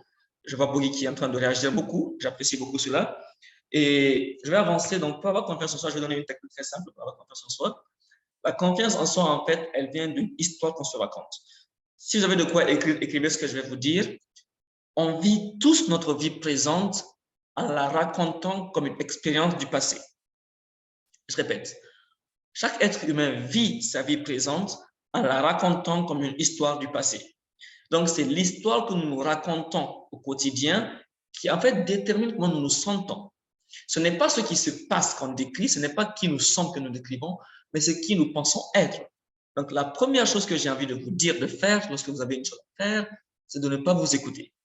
Parce qu'il y a de fortes chances que si vous manquez de confiance en vous, c'est dû à une histoire que vous vous racontez. C'est comme par exemple Bogi. Je pense que Bogi a dit au début, c'est parce qu'il s'est raconté pendant longtemps que pour avoir confiance en soi, il faut être compétent. Il faut avoir une maîtrise du sujet. C'est parce qu'il s'est raconté cette histoire pendant longtemps qu'au bout d'un compte, lorsqu'il se met en face de l'inconnu, cette histoire va se réveiller pour dire « Hé, patron Bogi, attention, tu n'as pas la compétence, donc relax, gars, relax. » Donc, c'est l'histoire qu'on se raconte au quotidien. C'est l'histoire qu'on se raconte de notre personne, de notre vie, qui finit par agir à notre place. Donc, ce que j'ai envie de vous dire, il faut que vous puissiez être capable de vous dire, être là, vous voulez faire une chose, vous vous parlez et vous vous dites, hey, what the fuck. Dans le sens où vous ne devez pas croire en fait en tout ce qui entre ici. Cet esprit-là, disons, ou ce mental-là, il est constamment en train de tourner. Et malheureusement, pour certaines personnes, son rôle, c'est de trouver un danger. Son rôle, c'est de trouver un danger. Et il fait tellement bien ce travail qu'il oublie ses compétences principales. Il est tellement obsédé à trouver un danger qu'il oublie votre capacité à gérer le danger. Il est tellement obsédé à savoir quoi dire devant le public qu'il oublie votre capacité à parler un bon français et à être inspiré, à être guidé par ce que vous avez à dire. Il est tellement obsédé par l'idée de plaire aux gens, selon ce qu'il pense qui est joli, ce qu'il pense qui est beau, qu'il oublie votre capacité à vous faire plaisir vous-même, selon ce que vous êtes et à vous faire apprécier par les gens qui ont l'œil. Je pense que Bogi veut parler. Oui, Ahmed, merci bien, merci beaucoup. Comme je l'ai dit dans le message, je viens de comprendre un point très important. Comme j'ai posé la première question aussi, souvent je me sens à l'aise, excité de présenter devant le public ce que je maîtrise bien. Mais à travers ton explication, comme tu dis, il faut mesurer ta confiance en ta capacité d'apprendre. Moi, souvent, j'appelle cela se jeter dans la gueule du loup, se jeter à l'eau. Parce que récemment, une semaine de cela, j'ai fait une présentation sur l'affiliation. Je n'ai aucune notion sur l'affiliation. J'ai demandé dans le groupe, c'est 265 membres. Est-ce qu'il y a un modérateur, quelqu'un qui est capable de présenter le livre? Personne n'a répondu. J'ai demandé à un geek du CIPMEN, il a refusé aussi. J'ai demandé à un ami de la France qui est dans l'affiliation, il a refusé aussi. J'ai dit non, je n'ai pas le choix, je dois présenter les livres. Et je me suis dit dans ma tête que si j'étais à l'eau, je peux le faire. Et franchement, plus de 7 personnes qui m'ont écrit en inbox, c'était la meilleure présentation. Ils ont appris beaucoup de choses sur l'affiliation. Certains ont déjà créé leur page Facebook, leur blog YouTube et ça marche très bien. Beaucoup ont aimé la présentation et c'était animé plus de 7 interventions du public. Et franchement, personnellement, j'ai aimé la présentation. Et c'est ce que moi j'appelle souvent si j'étais dans la gueule de l'eau. Mais maintenant, j'ai eu le terme exact. Mesurer ta confiance en ta capacité d'apprendre. C'est ce que je fais souvent. Quand je suis coincé, souvent, je me surprends en fait. Je sors toujours, je me demande, est-ce que c'est moi-même qui a fait cette présentation? Récemment, sur l'affiliation, je me pose la question, j'arrive à faire cela, alors qu'une semaine de cela, je cherchais quelqu'un qui va faire la présentation. Donc, c'est normal. J'ai vraiment eu le terme exact. La confiance, il faut la mesurer à travers ta capacité d'apprendre. Et souvent, quand on est coincé, on est en face du danger, on peut se surprendre, franchement, quoi. Merci. Alors, ce que j'ai envie d'inviter les gens à faire et à être, c'est être ce que j'appelle des yes first. Des yes first. Parce que lorsque tu mesures ta confiance à ta capacité, à ta compétence, quand on te demande de faire une chose, tu réfléchis d'abord, est-ce que je sais le faire? Est-ce que je peux le faire? Et généralement, lorsque tu n'as pas la compétence, la réponse est non. Donc, ce que j'ai envie de vous dire, c'est si on vous demande de faire une chose, dites oui. Oui, on va faire ça. Oui, je peux le faire. Et là, maintenant, comme on a dit oui, comme on a compris qu'on va le faire, on va se décarcasser pour trouver la solution. C'est comme ça qu'il faut faire. Donc, et c'est ce qui est arrivé avec Bogi. Parce que l'intelligence, ou disons la compétence, est une conséquence du passé. La compétence, en fait, c'est le résultat d'une longue période d'apprentissage qui vient en fait compléter un processus d'apprentissage. Donc, toute la compétence que vous avez, elle est liée à tout ce que vous êtes confronté par le passé. Or, cette compétence, comme c'est un fruit du passé, elle est insuffisante pour tout ce qui est nouveau. Et lorsque tu te jettes à l'eau, en fait, tu finis par prendre conscience que cette conclusion du passé n'est pas suffisante. Donc, on la laisse tomber et on puise maintenant vers les intuitions, vers les inspirations, vers la guidance intuitive et intrinsèque que nous avons. Cette guidance-là, elle est constamment présente. Et ce qui fait en fait que les gens ne font pas les choses extraordinaires, c'est qu'ils se réfèrent toujours à leur compétence. Je répète, ils se réfèrent toujours à leurs compétences. J'ai un principe très simple. Quand je fais une formation, mon but, c'est que cette formation soit toujours meilleure que toutes celles que j'ai faites. Alors, pour que ce que je fais aujourd'hui soit meilleur que tout ce que j'ai fait par le passé, il faut que je puisse laisser tomber toute ma compétence du passé, afin que je puisse aller vers une nouvelle compétence. Et je le dis souvent à mon équipe, je peux être là en train de réfléchir, et je prends mon téléphone, je leur écris, vous ne me reconnaîtrez plus la semaine prochaine. Parce que je suis constamment en train de renoncer à ma compétence acquise afin de faire venir une nouvelle, parce que ma confiance n'est pas déterminée par ma compétence, mais par ma capacité à apprendre n'importe quoi. N'importe quoi. Je pense que Diara veut parler, j'ai beaucoup parlé, on va lui donner la parole. Activez le micro pour pouvoir faire entendre. Diara. Allô, bonsoir. Oui, oui, bonsoir. Allez, On va très bien, je pense qu'on va très bien. ça va. En fait, ma question, c'était par rapport à ce que vous venez de parler. C'est le même cas pour le cas d'embauche, parce que la plupart du temps, on vous pose la question, est-ce que vous êtes capable de faire ça? Et si vous n'avez pas ces compétences, qu'est-ce que vous devez dire? D'accord. Alors, parce que j'ai récemment raté un entretien d'embauche parce que j'ai dit, je vais essayer. Ah oui. Alors, le mot essayer, en un sens, il n'a pas de sens, hein, parce que beaucoup de gens, quand ils sont dans mes formations, ils disent, je vais essayer. Je dis, qu'est-ce que ça veut dire essayer? C'est comme quand je dis à quelqu'un, essaie de prendre la bouteille. Bon, il ne peut pas. Essayer, c'est ne pas y arriver. Mais lorsque, en fait, vous ne savez pas faire une chose, ce que vous devez mettre en avant, c'est votre capacité à savoir faire la chose si on vous la montre. Je prends un exemple très simple. J'ai été le plus jeune employé de Reki Diarmakoy. Je ne sais pas si vous la connaissez, je vois Diara. Peut-être que ce n'est pas du Niger. Mais j'ai été le plus jeune employé de Reki Diarmakoy.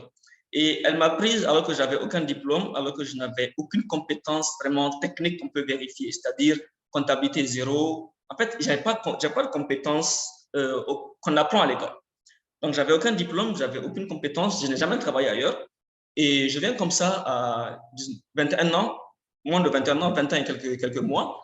Et je lui dis, madame, je vais travailler avec vous. Et elle m'a demandé qu'est-ce que tu sais faire. Et en fait, je lui ai vendu que je suis un débrouillard.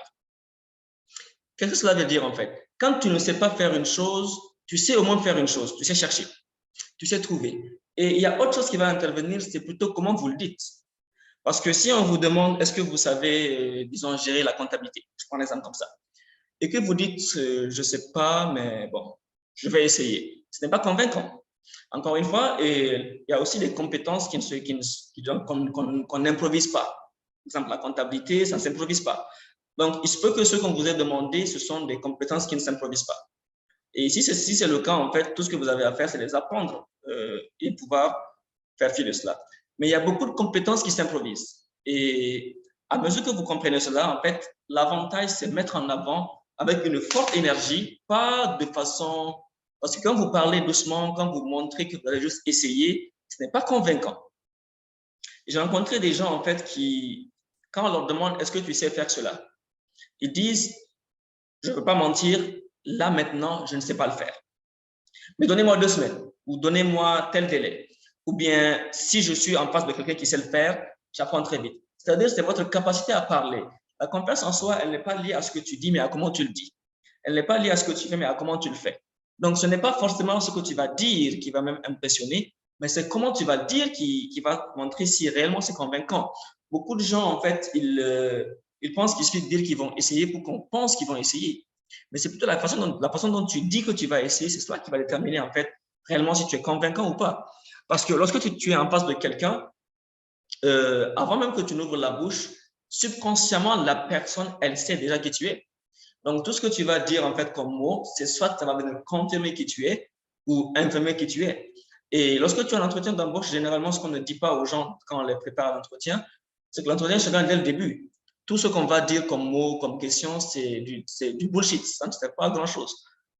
L'entretien, il se gagne dès le début. C'est comme une rencontre. Tu as 8 secondes, 8 à 30 secondes pour capter la personne et mettre ton impression dessus. Et quand tu le fais, c'est tout ce qui viendra après, c'est juste une formalité pour pouvoir te donner en fait ce que tu es venu chercher. Donc, le plus important, ce n'est pas qu'est-ce que tu vas répondre quand on te pose des questions, mais c'est comment tu y réponds. Et c'est pour ça que j'enseigne aux gens, l'énergie, elle est indispensable. Tu ne peux pas, en fait, peu importe ce que tu sais faire, tu ne peux pas avoir une énergie basse.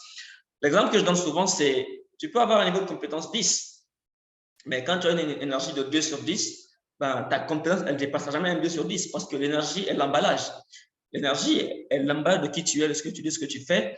Peu importe ce que tu es en train de faire, l'énergie est l'emballage. Donc, si tu as un diamant dans un emballage pourri, ce n'est pas ceux qui sont remarqués.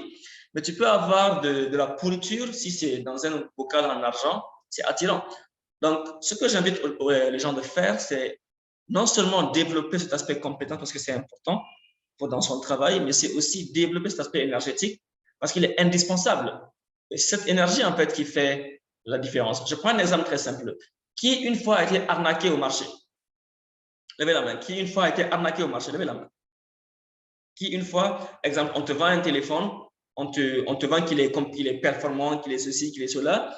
La personne parle tellement bien de son produit, en fait, que tu te rends compte que non, mais tu l'as payé, en fait. Et après, quand tu payes le produit, tu te rends compte que non, tu as été arnaqué. Tu as été arnaqué parce que l'énergie qu'il t'a vendue était convaincante. Pas que le produit qu'il t'a vendu était convaincant, mais l'énergie qu'il t'a vendue était convaincante. Donc, c'est l'énergie qu'il faut mettre en avant. Et l'énergie, comme on en parle depuis le début, en fait, c'est lié à tout ce qui est question de complexe, parce qu'on a dit que les complexes, en fait, c'est ce que tu n'apprécies pas chez toi, mais que tu as honte que les gens remarquent. C'est une perception, disons, limitée que tu as de ta personne et que tu as honte que les gens remarquent. Donc, quand on se met dans un process de développement de cette énergie-là, ça va très simple. Alors là, c'est un sujet assez long, parce que l'énergie, c'est lié à l'alimentation, c'est lié aux émotions, c'est lié à la perspective, c'est lié au niveau de conscience. Donc, c'est beaucoup de choses. Si vous voulez, levez la main ceux qui ont envie qu'on passe une conférence sur l'énergie après. Levez la main ceux qui ont envie que plus tard, qu'on passe une conférence sur l'énergie. Ce serait bien si on peut voir, voilà, les mains qui se lèvent. C'est assez intéressant de pouvoir avoir. Oh, je vois Akine Atta 2. Ça doit être une cousine de Adade, certainement. Donc, on fera une conférence sur cela, sur l'énergie, pour que vous puissiez savoir comment la développer et que vous puissiez faire tout ce que vous avez à faire parce que quiconque a de l'énergie, rien ne lui est impossible. Donc, j'espère que j'ai répondu à la question de Diara. Donc, soit vraiment c'est une compétence qui ne se négocie pas, qui ne s'improvise pas bien. C'est l'énergie que vous avez dégagée. Vous parlez, n'était pas convaincante. Oui, Bogi, vas-y. J'ai une expérience à partager par rapport à la complexité, notre première question. En fait, quand je l'ai dit, la complexité, souvent, c'est une méconnaissance de soi-même. Je me souviens très bien quand j'étais au collège, au CG de Dargol, en 6e et 5e, je portais toujours une casquette. À l'école, dans la mosquée, je dormais même avec ma casquette. Et dès qu'une personne arrive à me voler, à enlever ma casquette, je suis déstabilisé, je suis dans n'importe quoi en fait. C'est mon point faible. Il faut juste enlever ma casquette et c'est fini. Parce qu'en ce temps-là, je suis convaincu que j'ai une grosse tête, ma tête a des trous, a des, comment on appelle ça même, des boulettes, des trucs comme ça, de n'importe quoi en fait. Et les gens m'ont convaincu en fait. Mon point faible, c'est ma tête. Je protège ça. Wallahi billah, je dormais avec une casquette. Dans la mosquée, une casquette. Dans la classe, les professeurs disent d'enlever ma casquette, je sors de la classe. Les 6e et 5e, au CG d'Argol. Et à ma grande surprise, un jour, je me suis dit que franchement, ça, c'est juste une méconnaissance et une utopie, en fait. C'est ce que je pense de moi, que les gens ça voient aussi en moi. Quand je dis je suis belle, je suis une personne belle ou une personne mauvaise, c'est que, franchement, c'est ce que les gens voient en moi, en fait. Un jour, j'ai enlevé la casquette, j'ai déposé, c'est fini. Comme ça, maintenant, j'ai trouvé mon style, j'ai fait des afros, j'ai garde j'ai trouvé mon style et je me vois, au fait, en tout cas, parfait. Et ça marche comme ça. Maintenant, quand je partage l'expérience, je pense à ce moment, je dis que franchement, le développement du personnel là, doit être enseigné ici au Niger. Parce que nous, Niger, là, on souffre beaucoup de développement personnel. On passe à côté de beaucoup de choses en train de se lamenter, de pleurnicher, de changer quelque chose qu'on ne contrôle pas, en fait. Parce que c'est des trucs naturels. Je suis né avec ma tête comme ça, je ne peux pas changer. C'est quelque chose que je n'ai pas le contrôle sur ça. Mais me fatiguer, concentrer mon énergie sur quelque chose que je ne maîtrise pas, c'est une perte du temps. Le développement personnel doit être enseigné même dans les universités, même dans les écoles. C'est important, wallahi. En tout cas, moi, ça m'a aidé beaucoup, franchement, quoi, de briser cette barrière. Super. Merci beaucoup, Bogi. Ça fait très plaisir. Je rappelle justement que cette affaire de complexité, comme je l'ai dit, elle ne vient pas du regard des gens, mais elle vient de ce que tu n'acceptes pas chez toi, d'une affaire, en fait, quelque chose que tu as en toi, que tu n'apprécies pas, et que tu as peur que les gens remarquent. Donc, c'est pour ça qu'on se met dans des circonstances assez désagréables, dans des circonstances assez pénibles. On cherche à se protéger, à se masquer, à se cacher, à se plier en deux, parce qu'on a peur que les gens voient sur nous ce qu'on n'apprécie pas chez nous-mêmes. Donc, c'est pour ça, en fait, que dans mes formations, toutes mes formations que je fais, je commence par une partie de guérison.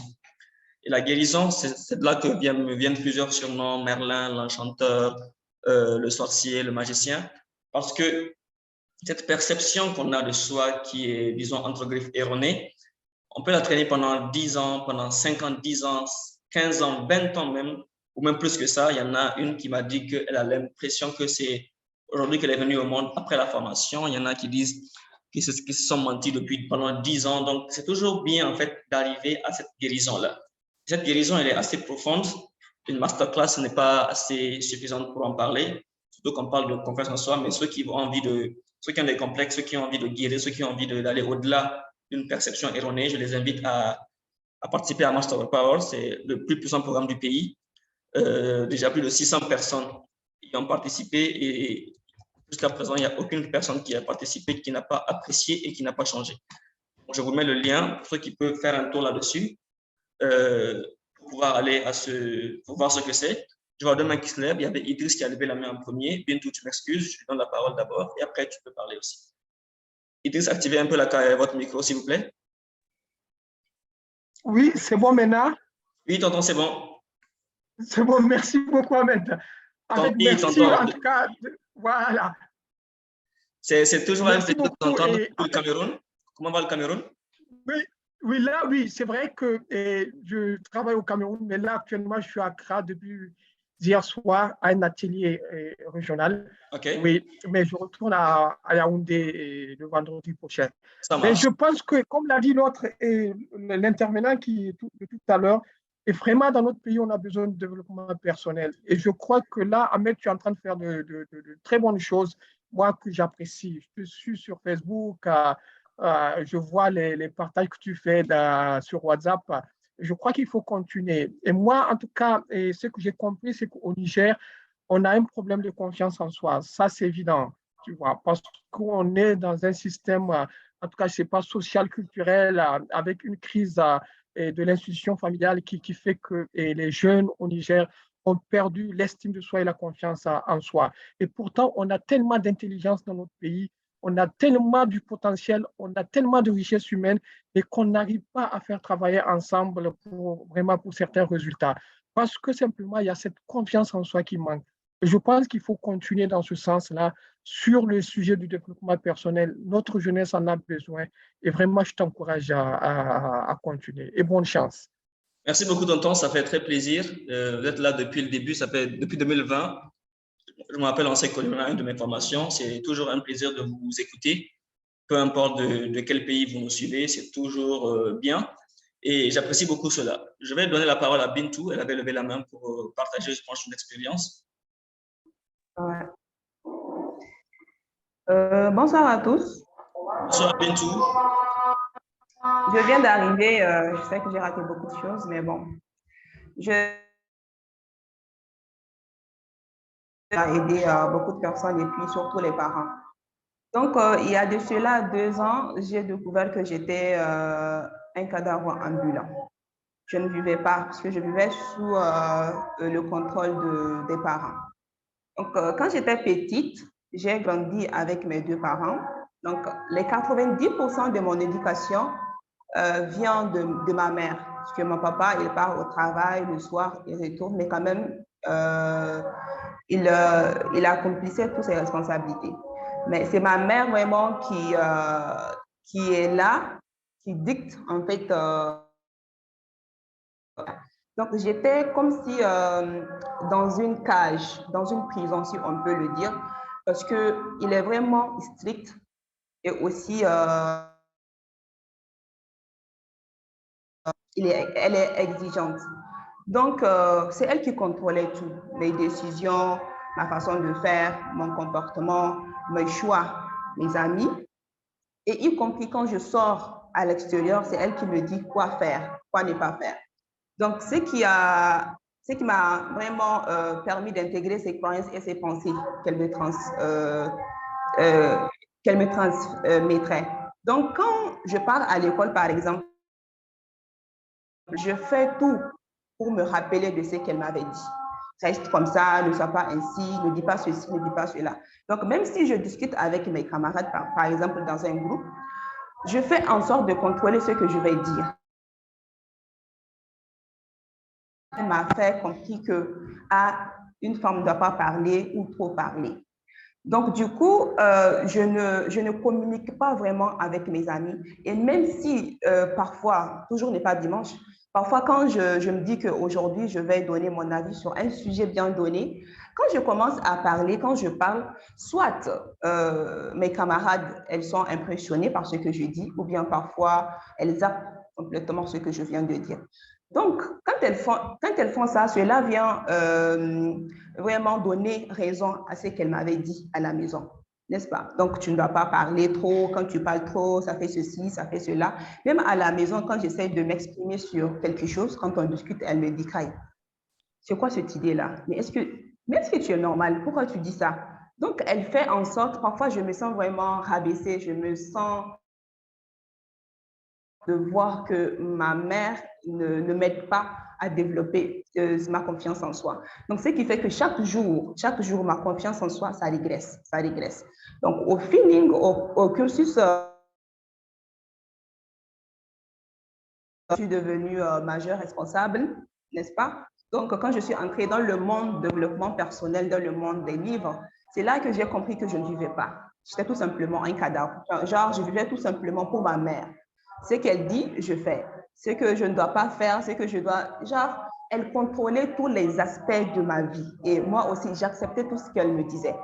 N'est-ce pas? Elle m'a inculqué des croyances et des pensées que je nourrissais avant. Mais depuis que j'ai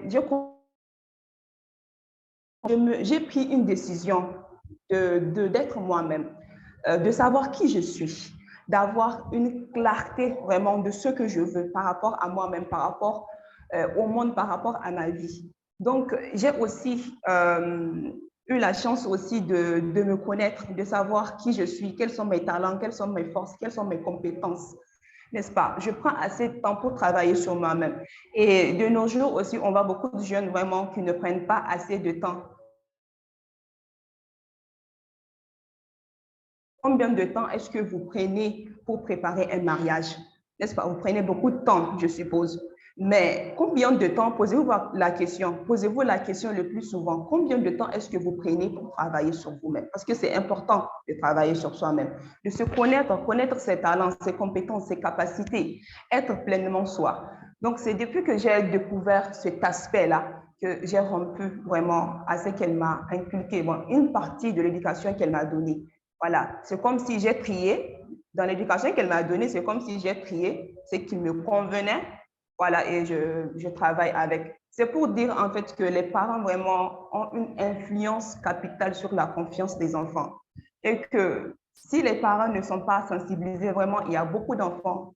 C'est comme ça qu'on grandit en fait avec le manque de confiance. Et on grandit et puis il y a ces croyances-là et ces pensées qu'on traîne derrière et qui fait qu'on est bloqué dans nos affaires, on est bloqué dans beaucoup de choses qu'on aimerait accomplir et parfois on se sous-estime le plus souvent, on se sous-estime.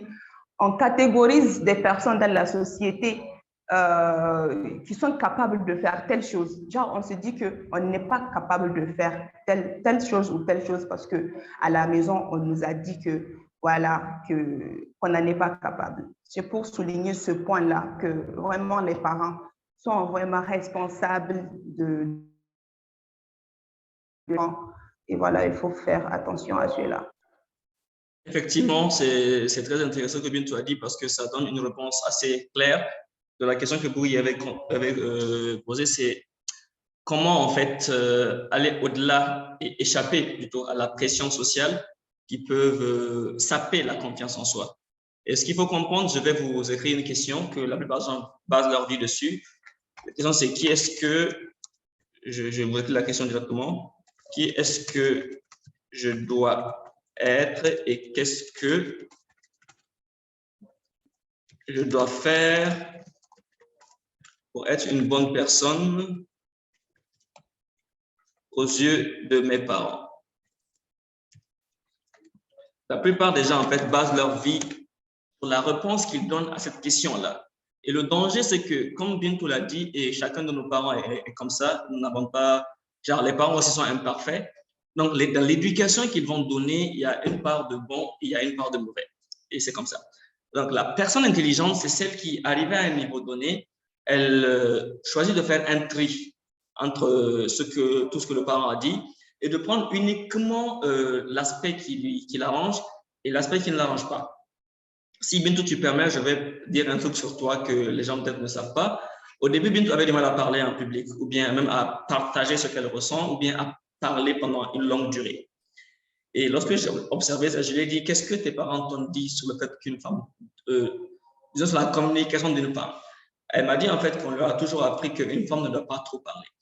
Donc, lorsqu'en fait, sans le savoir, elle était en train de se conformer, c'est pour un peu expliquer tout ce qu'elle avait dit, se conformer à ce que ses parents lui ont dit, parce que dans sa tête d'enfant, quand elle était à l'école, pour qu'elle soit une bonne personne, il faut qu'elle ne parle pas beaucoup, parce que dès qu'elle parle beaucoup, elle va aller en contradiction avec ce que sa maman lui a dit. Et si elle part en contradiction, c'est qu'aux yeux de sa maman, elle n'est plus une bonne petite fille. Donc, l'important, comme je l'ai dit, c'est arriver justement à faire ce tri-là. Comme l'a expliqué Bintou, c'est faire ce tri et décider consciemment de qu'est-ce qu'on garde de ce qu'on a reçu et qu'est-ce qu'on jette de ce qu'on a reçu. Et c'est ainsi, en fait. Et les gens pensent que parce que quelqu'un est grand, il est forcément au-delà de ce principe-là, mais je peux vous jurer que la plupart des gens continuent à le faire. Parce que comme je le dis dans les formations, la plupart des gens ne savent pas ce qu'ils font. Je vous l'écris, la plupart des gens ne savent pas ce qu'ils font. Je pense que j'ai un souci de connexion. Ne savent pas ce qu'ils font. Mais ils font ce qu'ils savent. Donc, on a emmagasiné des logiciels, on a emmagasiné des connaissances, des informations qui peuvent être vérifiables ou pas, non vérifiables, et on se borne, même pas on se fatigue, mais on se borne à vouloir se conformer à ces informations, parce que c'est comme ça, en fait, qu'on semble être une bonne personne aux yeux de nos parents. Et là, c'est un jeu dangereux. Donc, encore une fois, comme je le dis, en fait, être adulte, ce n'est pas lié à l'âge, ce n'est pas lié à ta maturité, ce n'est pas lié à ta capacité à prendre des responsabilités, à faire des choses. Tout cela est important, mais la première marque d'un adulte, c'est la capacité en fait que tu as d'aller au-delà des schémas que tes parents t'ont inculqués. Parce que là, c'est un grand combat contre soi-même, c'est assez lourd comme combat. Et lorsqu'une personne arrive à faire ce combat-là, là, on peut dire que ouais, lui, c'est un adulte. Donc, je vais aller rapidement sur la question suivante parce qu'on est à plus d'une heure déjà, peut-être 2 heures. Donc, je pense qu'on a répondu à comment avoir confiance en soi. On a beaucoup tourné dessus. On a répondu à comment échapper à la pression sociale. On a répondu à comment avoir confiance en soi face à l'inconnu. On a dit qu'il faut changer le critère de mesure. On a répondu à comment dépasser les complexes. Donc, il reste deux questions. Comment redonner confiance à quelqu'un qui a fait du mal, ou plutôt comment contextualiser la confiance dans une relation, et comment être insensible comme Harvey Specter. Alors, je commence par la question des relations. Il faut comprendre une chose, ça peut vous choquer, mais on n'a jamais fait confiance à quelqu'un. Même les gens en qui on a entièrement confiance, on n'a jamais fait confiance en eux, mais on a confiance à l'image qu'on se fait des gens. Je répète, personne n'a jamais fait confiance à quelqu'un, mais on a toujours confiance à l'image qu'on se fait des gens. Et le problème, c'est que lorsque la personne se comporte d'une façon qui n'est pas conforme à l'image qu'on s'en est fait, on pense qu'il a trahi notre confiance. Alors qu'il n'a pas fait ça, il a fait ce qu'il est. Il est ce qu'il est, ce n'est pas comme s'il a fait exprès. Parce que je pense que les gens ne sont pas mauvais. Dans le fond, chacun fait ce qui lui semble juste, jusque ce qui semble juste à quelqu'un peut te sembler injuste. C'est là un peu la divergence au niveau des relations humaines. Mais ce n'est pas en fait ta confiance qui est trahie, mais c'est ta perception des choses qui est trahie. Comme on le disait hier à la Spiritual Academy, on a fait une retraite spirituelle hier avec nos meilleurs clients et Jibrila Ibrahima.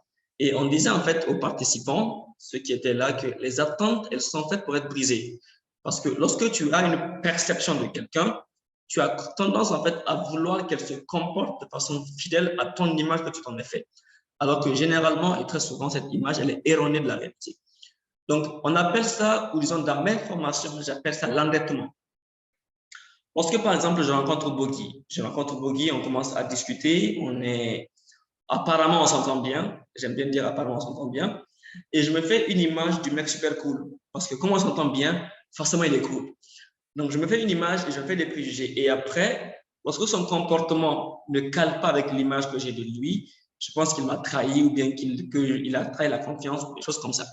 Donc lorsque je comprends que ce n'est pas aux gens que j'ai confiance, mais je me fais confiance dans la véracité de l'image que je me fais des gens. Je répète, ce n'est pas j'ai confiance en quelqu'un, mais c'est je me fais confiance dans l'image, disons de la véracité de l'image que je me fais de quelqu'un. Et lorsqu'une personne agit de façon contraire à l'image que j'ai de la personne, je pense qu'il a fait exprès de me faire du mal, alors que non. Donc, pour redonner confiance, il faut déjà comprendre que dès le départ, tu n'avais pas fait confiance à la personne, mais tu avais confiance en l'image que tu avais de la personne. Donc, tout ce que tu as fait, c'est actualiser l'image que tu avais, enlever l'image que tu avais de la personne qui était basée sur tes présomptions et la remplacer par une image de la personne suivant ce que tu as vu qu'elle peut faire. Et lorsque tu comprends en fait tout ce que je suis en train d'expliquer, tu sors même de la dimension où j'ai confiance ou pas confiance aux gens, parce que c'est un bas niveau, mais tu rentres dans la dimension où tu vas, comment on appelle ça, tu fonctionnes avec les gens suivant ce que tu sais d'eux. Et ce que tu ne sais pas d'eux, tu laisses une marge. Tu laisses une marge, tu ne t'affirmes pas sur ce que tu ne sais pas des gens. Et tu ne prends pas au sérieux ce qu'ils font qui n'est pas conforme à ce que tu attendais d'eux. Parce que comme j'ai dit, en fait, avoir confiance ou ne pas avoir confiance, c'est un bas niveau à quelqu'un. Mais le niveau suivant, c'est lorsque tu comprends que en fait, c'est toujours à l'image que tu as de la personne que tu fais confiance. Et pour donc éviter la déception, tout ce que tu as à faire, c'est enlever l'image. Non pas essayer de réparer la personne, de la corriger pour qu'elle soit conforme à ton image, pour qu'elle soit comme tu es, parce que tout compte fait, elle n'est pas ton esclave, elle n'est pas obligée d'être conforme à ton image. Personne ne l'est. Personne n'est venu au monde pour vous servir. Non, ça n'existe pas. Mais tu comprends en fait que les gens sont ce qu'ils sont et ils sont libres d'être qui ils sont et je suis libre de les prendre comme ils sont ou de les prendre comme j'aurais aimé qu'ils soient. L'incapacité à faire confiance ou à refaire confiance vient du refus d'accorder aux gens la liberté d'être qui ils sont.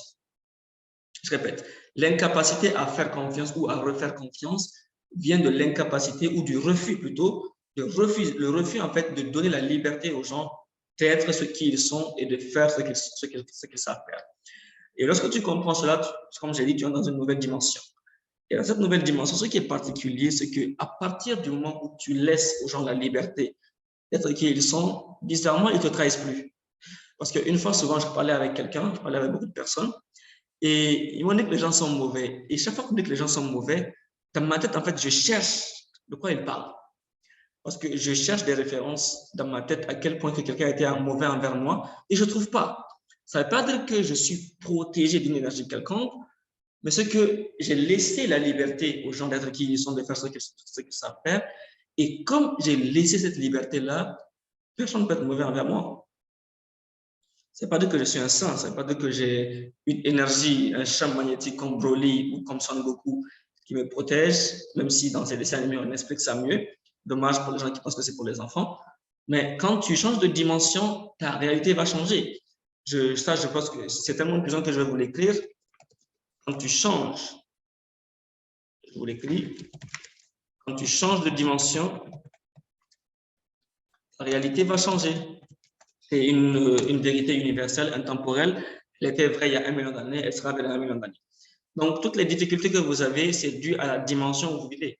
Qu'elle soit professionnelle, qu'elle soit entrepreneuriale, qu'elle soit relationnelle, c'est lié à la dimension où vous vivez. Vous êtes dans une dimension où ces choses sont possibles. Je répète, vous êtes dans une dimension où ces choses sont possibles. Donc, lorsque la dimension change, la réalité va changer. Et à mesure que vous grandissez dans les dimensions différentes de la vie, de la sphère, de la conscience humaine, vous ne pouvez qu'expérimenter de meilleures choses, des choses différentes et des choses nouvelles et plus merveilleuses. Et c'est normal que ça se passe comme ça parce que quand la dimension change encore une fois, les choses vont changer. Donc, Bogi, pour redonner confiance, déjà, tu comprends qu'on ne fait jamais confiance à quelqu'un, mais plutôt à son jugement par rapport à la personne. Donc, première chose, c'est comprendre que la personne n'est pas obligée d'être conforme à l'image que je me fais d'elle. Maintenant, quand je parle souvent de ça, les gens disent, mais est-ce que tu es en train de me dire que je dois me laisser aller à tout ce qui se passe. Non, tu prends tes précautions pour que rien de mal ne t'arrive. Mais tu n'essaies pas d'imposer aux gens un comportement préétabli. Tu n'essaies pas d'imposer aux gens une ligne de comportement directrice que tu penses qu'ils devraient adopter. Et en même temps, tu prends tes mesures pour que rien ne puisse t'arriver. C'est comme, par exemple, en entreprise, s'il y a des entrepreneurs, ça va les aider. Les gens, souvent, ils disent que les clients ne payent pas à temps. C'est encore une dimension parce que, bon, on n'est pas dans une formation sur le business, mais c'est une dimension. Mais est-ce que tu as précisé tes conditions de paiement? Est-ce que tu as précisé tes conditions générales de paiement? Et est-ce que tu as développé, encore une fois, ton énergie à un niveau assez élevé pour que tes clients soient contents de te payer? Je disais la dernière fois dans la masterclass comment tripler son chiffre d'affaires, que si tes clients ne sont pas pressés de te payer, c'est que ton système marketing, ton système de vente et ta dimension dans laquelle tu vis sont vraiment insuffisantes, elles sont vraiment à un bas niveau. Parce que normalement, si tu es entrepreneur, tes clients doivent être pressés et contents de te payer. Si ce n'est pas le cas, il y a des choses à revoir. Et si cela est possible, je vous invite en fait à rejoindre le club de New CEO Club. Je vous l'envoie aussi pour que vous puissiez voir ce que c'est. Tous ceux qui sont entrepreneurs, c'est un club qui est libre pendant 1 an. Vous accédez à ce club-là, vous allez voir des choses que vous n'avez jamais entendues dans le monde entrepreneurial, que ce soit au Niger ou dans la sous-région, parce que je sais un peu ce qui est enseigné dans ce domaine-là et je me suis toujours efforcé d'être rebelle en ce qui concerne l'enseignement. Alors, est-ce que ça répond? Oui, je vois le docteur Alain veut parler, ça fait plaisir. Bogi, dis-moi dans la discussion, est-ce que ça répond à ta question, Bogi? Écris-moi ça dans le conversé. On écoute docteur Alain. Quand je veux parler, tout le monde fait attention. Je vais juste... Allô? Oui, allô? Oui, on vous entend, on vous entend. Bon, du moins, je vous entends. Je redonne la parole. OK. Comment allez-vous? Monsieur Ahmed, je suis très content, n'est-ce pas, de t'écouter là depuis pratiquement 1 heure de temps déjà. C'est un grand plaisir de t'écouter. Le concept, n'est-ce pas, sur lequel tu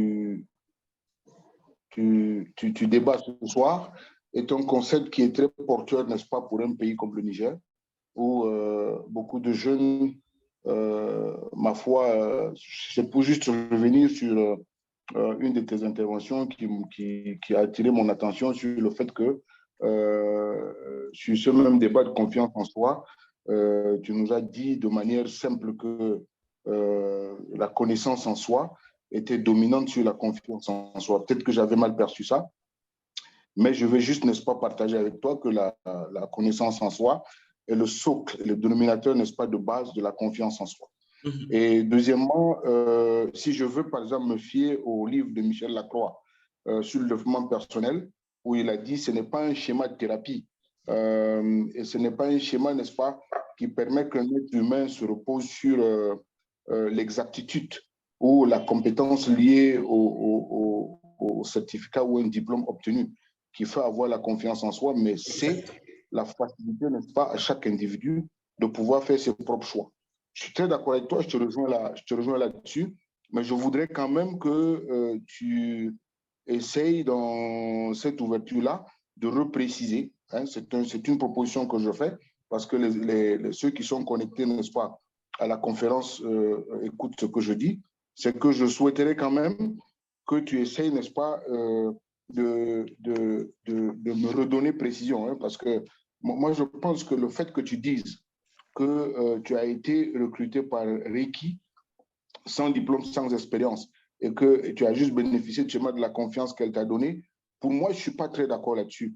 Parce que le diplôme n'est pas ce qu'on obtient parce qu'on est allé à l'école. Le diplôme n'est pas forcément le fait que tu sois allé dans une académie universitaire. Le diplôme aussi vient de l'élément fondamental qui est se reposer sur la capacité à pouvoir dire ce qu'on peut faire ou faire ce qu'on peut dire de manière efficace. Et l'efficacité se repose sur la motivation, peut-être la compétence qui n'est pas innée au diplôme, mais aussi la communication. Donc, ces éléments-là peuvent aujourd'hui permettre aux jeunes aujourd'hui, n'est-ce pas, de se reconnaître et de faire des schémas. Donc, ce n'est pas toujours aller à l'école qui est l'essentiel. Parce que le diplôme, je dis toujours, c'est la capacité à vous permettre, n'est-ce pas, de pouvoir réfléchir. Ce n'est pas le diplôme qui travaille. Déjà, on ne te recrute pas pour ton diplôme, mais on te recrute pour les résultats que tu donnes. Et si tu donnes ces résultats qui se reposent sur ta capacité, n'est-ce pas, intrinsèque à faire travailler ton cerveau. OK, à partir de ce moment-là, on t'accompagne, on t'apprécie. Donc, moi, c'est un peu ça que je voudrais, n'est-ce pas? J'apprécie la conférence. Et quand je me connecte, j'ai au moins le devoir minimum de contribuer comme je peux contribuer pour que les langues que tu prends aujourd'hui, en termes, n'est-ce pas, d'expression face à la jeunesse, qu'ils sentent que ce n'est pas toi qu'on juge, c'est l'expression que tu donnes qui a une portée. D'accord? Donc, ce n'est pas les bagages intellectuels, ce n'est pas les diplômes, ce n'est pas le bac plus 60 que toi tu as ou bien je ne sais pas quoi, qui te donne la réalité de ce que tu es, mais c'est le simple fait que tu te reposes sur ce que toi tu maîtrises, ce que tu sais faire et ce que tu sais dire et comment tu le dis. Donc ça, c'est le premier aspect. Et je soutiens un peu. Moi, j'ai été directeur à Sodesi en passant. Ce n'est pas la publicité de Sodesi que je fais, où j'ai eu comme étudiante Binta, que j'ai vu très, très commercial dans son esprit. Et il y avait ce blocage-là. Je suis très, très content aujourd'hui de l'écouter dire qu'elle a dû, n'est-ce pas, ouvrir cette brèche et qu'elle a compris qu'elle avait du potentiel qu'elle peut développer. Vous voyez, et elle est un exemple. Il y en a plus d'un millier de jeunes comme ça au Niger qui peuvent faire des choses, qui peuvent faire des propres choix, mais qui parfois, je ne veux pas dire que son intervention lui donne raison. Hein. Les parents restent le socle, n'est-ce pas, de détermination de la culture, n'est-ce pas, d'un enfant. Mais il faudrait savoir faire les choix. Est-ce que ce que je fais comme choix me permet d'avancer ou pas? Mais tout en gardant, nous sommes dans une société où la famille est importante et reste le socle. Donc le père et la mère, c'est indiscutable dans la société nigérienne. Ceux qui nous écoutent peut-être du Cameroun, du Tchad ou du Gabon, ce n'est pas la même chose. Mais le Niger est particulier. Moi, je voudrais qu'on essaye cette logique-là et je ne veux pas qu'on mette les parents mal à l'aise.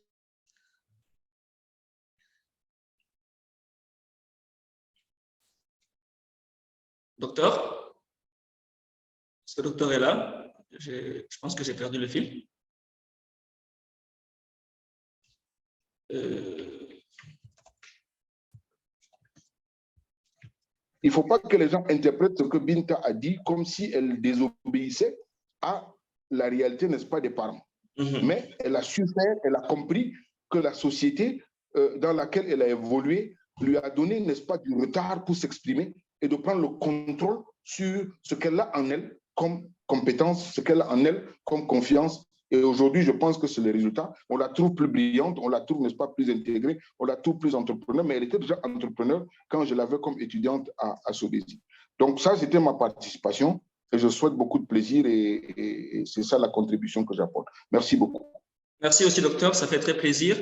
J'ai remarqué que vous nous avez rejoint en cours de chemin parce que juste au début, j'ai parlé de ce que j'appelle la confirmation extérieure. Et j'ai donné l'exemple de Reiki.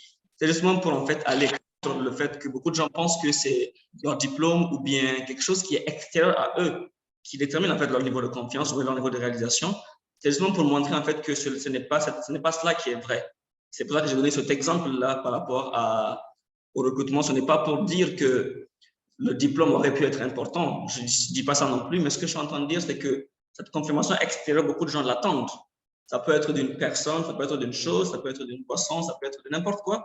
Mais attendre que sa valeur dépende de quelque chose qui est extérieur à nous, c'est ça en fait qui maintient beaucoup de personnes dans cette posture de manque de confiance en soi. Et j'apprécie beaucoup que vous parlez de ça parce que c'est assez important de le rappeler et c'est toujours un plaisir de vous écouter parler. Je vais donner la parole à Idriss et ensuite je reprends la dernière question. Je pense qu'on est à presque 2 heures. Ce serait intéressant qu'on puisse clôturer et libérer les gens parce que certainement les gens ont des obligations qu'ils doivent honorer. Tonton Idriss? Oui, merci beaucoup, Ahmed. En fait, je voudrais revenir sur le développement personnel et la confiance en soi.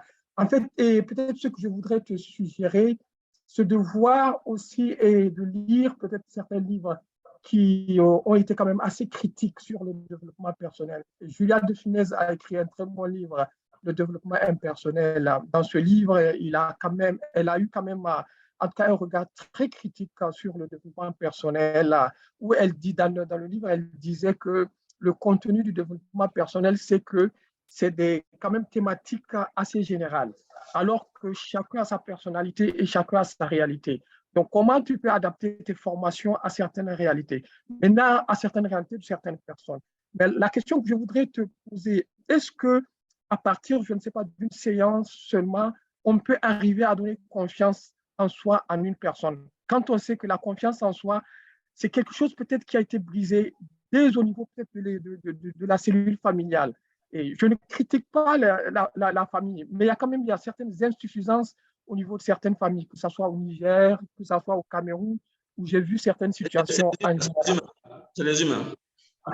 Voilà, exactement, que j'ai vu. Et moi, je disais que c'est vrai, autant au Niger, on a besoin de développement personnel à un certain niveau dans le contenu, autant au Cameroun, où je suis resté pendant des années. J'ai dit que le Cameroun a tellement de talent, tellement de génie, et au point, mais ce qui manque aux Camerounais, c'est un certain développement personnel, un certain relationnel. Tu vois, le relationnel, l'aspect marketing, certaines douceurs, ça manque. Il y a une certaine brutalité dans les propos, il y a une certaine brutalité dans le relationnel. Or, contrairement dans notre pays, peut-être que les gens n'ont pas cette brutalité, mais les gens n'ont pas cette intelligence à collaborer ensemble.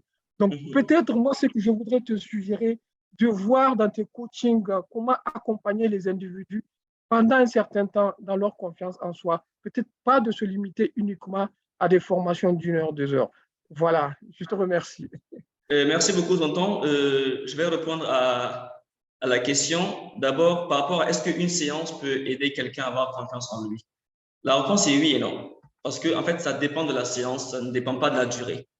J'ai reçu près de 3000 personnes au cours des 3 dernières années dans mes événements. Et dans mon programme Master of Power, j'ai reçu environ 600, c'était environ 580 et quelques personnes. Et j'ai observé en fait des gens qui viennent le matin assez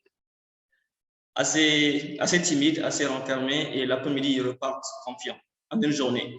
Et même au-delà de ça, j'ai fait l'année passée, en 2021, une masterclass sur comment doper sa confiance en soi. C'était un après-midi de 2 heures et on a eu le témoignage en fait des gens que cette simple masterclass, c'était en présentiel, bien sûr, c'est différent d'être en ligne ici, c'était en présentiel. En seulement 2 heures, les gens arrivent à changer. Donc, ce n'est pas lié à la durée de la séance, mais c'est lié à la séance. Quel est le contenu, quelle est l'approche? Et on a tellement travaillé notre approche, on s'est tellement challengé en fait, on s'est tellement, excusez-moi le terme, démerdé pour offrir quelque chose de tellement puissant aux gens que peu importe qui ils sont, peu importe d'où ils viennent, peu importe ce qu'ils ont vécu, on arrive en fait à leur donner ce qu'ils sont venus chercher. Je me rappelle à la masterclass, je disais à mon équipe, vous savez, il faut que cette conférence de 2 heures puisse avoir un impact au moins semblable à ce qu'on arrive à avoir sur les gens avec Master of Power. Et c'est en se démerdant comme ça, c'est en se cassant, c'est en se challengeant à ce point-là qu'on est arrivé en fait à bâtir un programme tellement puissant qu'il est indiscutable maintenant. Ce n'est plus une question de est-ce que ça marche ou pas, c'est une question de est-ce que tu viens ou pas. Et ce n'est pas lié à la séance, à la durée de la séance, mais c'est lié à la façon dont c'est fait, c'est lié à l'approche de celui qui est en train de faire la séance, c'est lié à la façon dont l'enseignement est communiqué, c'est lié à la façon de restructurer les schémas de la personne. Et quand cela est bien fait, une séance est suffisante. Et quand cela est mal fait, même si c'est 1 million de séances, ça ne donnera pas ce que l'on veut. Donc, on est à 2 heures d'enregistrement. Je pense que là, on va rapidement répondre à la dernière question de Bogi. Il avait parlé de confiance en soi et d'estime et d'orgueil. Et il avait aussi demandé comment être insensible. Alors, il faut comprendre une chose, les mots n'ont de sens que dans la bouche des gens qui l'emploient. Je répète, les mots n'ont de sens que dans la bouche de celui qui l'emploie. Si je suis confiant, si j'ai une confiance en moi, devant quelqu'un qui est timide, je deviens arrogant. C'est comme disait Zlatan Ibrahimovic, il dit, il a confiance en lui, il sait ce qu'il peut faire, il sait ce qu'il vaut. Et maintenant, pour les gens intelligents, ils appellent ça confiance en soi. Pour les faibles, ils appellent ça arrogance. Donc, l'expression en fait de qui tu es dans la bouche des gens dépend de l'écart qu'il y a entre vous. Exemple, je suis quelqu'un d'assez extraverti. Je peux hurler, je peux être dans un groupe en train de crier. Pour quelqu'un de timide et d'introverti, je suis un peu fou. Bien sûr, pour quelqu'un de timide, pour quelqu'un d'introverti, je suis un cinglé, je suis un taré parce que je suis là en train de courir partout. Et pour moi qui suis extraverti, pour quelqu'un d'introverti, mais s'il va un introverti, pour moi, il est ennuyeux parce qu'il est tout le temps calme, tout le temps dans son coin, il ne parle pas beaucoup. Donc, d'abord, la classification, ou disons la qualification que les gens te donnent dépend de l'écart ou de la comparaison qu'il y a entre vous. Donc, il n'y a jamais réellement quelqu'un d'extraverti, d'introverti, d'ouvert, de renfermé. Il n'y a jamais quelqu'un de timide, mais en fait, tout dépend de la comparaison qu'on fait à une autre personne qu'on prend comme étalon ou comme repère. Maintenant, pour l'insensibilité de Harvey Specter, ce n'est pas une question d'insensibilité, mais ça, c'est un sujet délicat. Mais tout ce qu'il arrive à faire, c'est créer une distance. C'est un peu spirituel, mais c'est créer une distance entre lui et son corps, entre lui et son esprit, entre lui et son âme. Je dis encore que c'est un peu spirituel, mais c'est cela qu'il arrive à faire. Donc, et quand tu arrives à faire ça, tu ne peux pas prendre les choses personnellement. Et quand tu le fais, en fait, tu gardes une maîtrise de toi dans toutes circonstances. C'est-à-dire qu'on t'insulte, qu'on te critique, peu importe ce que tu vas voir, tu gardes une lucidité qu'on appelle la vraie force parce que il y a une distance que tu es parvenu à créer entre toi et ton corps, entre toi et ton esprit, entre toi et ton âme. Et quand tu vas encore assez loin, tu comprends que cette distance créée se crée également dans la perception que tu as des relations humaines. Tu te rends compte que tu n'es pas en fait là pour obéir à une quelconque loi ou à un quelconque principe de la vie ou bien de ce que les gens vont dire. Et c'est pour ça que même si c'est sa mère qui lui parle, même si c'est quelqu'un qui lui parle, tu as l'impression qu'il n'est pas affecté. Et c'est normal qu'il ne soit pas affecté parce qu'il a créé une distance. Et il prend ce que les gens disent, non pas comme une prophétie, mais plutôt comme un partage. Et il est libre d'être d'accord, de ne pas être d'accord, de le prendre à cœur, de ne pas le prendre à cœur, parce qu'il y a une distance. C'est quand il n'y a pas de distance entre toi et ton corps, entre toi et ton âme, entre toi et ton esprit, que tu réagis aux choses. Mais lorsque tu arrives à créer la distance dont je parle ici, tu choisis ta réaction. C'est là où la vie devient intéressante. Bon, c'est un concept, c'est une dimension supérieure. Mais lorsque tu arrives à créer cette distance-là, tu choisis ta réaction. Et c'est toi qui détermines comment tu vas te comporter. Tu choisis ta réaction et c'est tellement passionnant quand tu arrives à faire ça. Les gens arrivent à le faire après Master of Power. Les gens viennent après avec une histoire, des bagages de viol, de douleur émotionnelle, de tout ce qui va avec. J'ai rencontré des gens qui ont été violés à plusieurs reprises. Et quand ça vient, quand on leur enseigne justement à créer cette distance-là, alors pour la choisir, il faut juste créer la distance. C'est ce que je suis en train d'expliquer. C'est quand il n'y a pas de distance. C'est quand, par exemple, je suis comme ça, like this. C'est quand je suis, comme on dit, le nez dans le volant, que je choisis pas ma action, mais je réagis à l'instant. Et quand je prends ce recul-là, quand je crée cette distance, et c'est un peu subtil comme concept parce que c'est pas évident que les gens captent ça dès le début. Bon, ceux qui ont fait Master of Power savent de quoi je parle. Il y a Aïcha qui est là, je pense qu'elle est en train de rire, Aïcha Abdoulaye. Mais ce que ça veut dire, c'est que pour être insensible, ce n'est pas qu'il est insensible, mais il choisit à quoi il est sensible. Je répète, ce n'est pas qu'il est insensible, mais il choisit à quoi il est sensible. Donc, c'est deux choses différentes.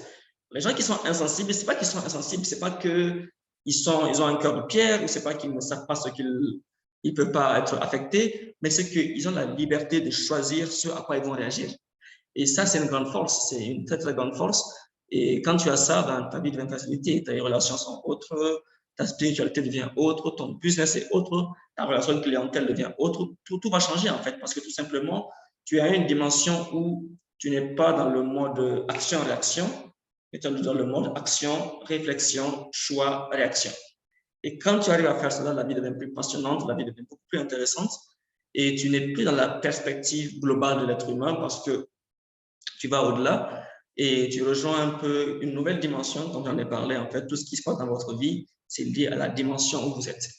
Et beaucoup de questions qu'on me pose, quelqu'un m'a demandé, en fait, Ahmed, pourquoi on dirait que toi, tu n'as jamais de problème. Et je lui ai dit, ça dépend de ce que tu as de problème, parce que, comme on dit, à mesure que tu avances, les mots changent de sens, les choses prennent un sens différent, tu as un nouvel œil sur le monde, et ça, c'est assez particulier. Pour ceux qui veulent marcher sur cela, je vous invite à visiter cette page-là. Spirituel, j'ai un club de Spiritual Academy.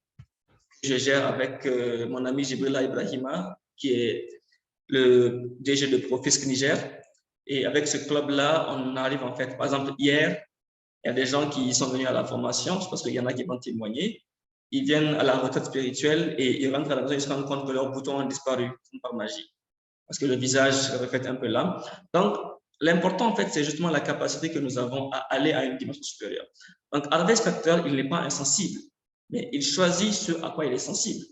Et c'est pour ça, en fait, qu'il est respecté par tout le monde, parce que tout le monde sait qu'ils ne peuvent pas en fait déterminer, ou ils ne peuvent pas, autant pour moi, déterminer sa réaction. Et ça peut vous choquer, mais j'ai envie de vous le dire, quiconque choisit votre réaction, c'est votre entre-griffe Dieu, parce qu'il a un contrôle sur vous. Or, en tant qu'être humain, vous avez cette liberté fondamentale qui a été donnée par la création. Et même si vous ne croyez pas en Dieu, il y a un processus d'évolution qui est là, il y a une évolution, et comme elle s'est stoppée, cela veut dire que l'être humain est la créature la plus au point. Donc, peu importe votre croyance, que vous soyez croyant ou mécréant, il y a un niveau de puissance que l'être humain a, et quand on finit par l'accepter et le laisser se manifester, tout devient simple pour soi. C'est comme je disais récemment dans une formation, je disais aux gens, il n'y a rien qui peut être impossible à celui qui sait c'est quoi l'être humain. Je répète, il n'y a rien qui peut être surprenant pour celui qui sait c'est quoi être humain. Donc, ce n'est pas qu'il est insensible, mais il choisit sa réaction, et c'est ça la vraie force. Donc, je pense que je vais m'arrêter ici. C'est vrai que je parle beaucoup, mais je vais m'arrêter ici pour pouvoir clôturer. On est à près de 2 heures d'enregistrement, comme j'avais dit, et je pense qu'on va libérer les gens pour qu'ils puissent vaquer à leurs occupations.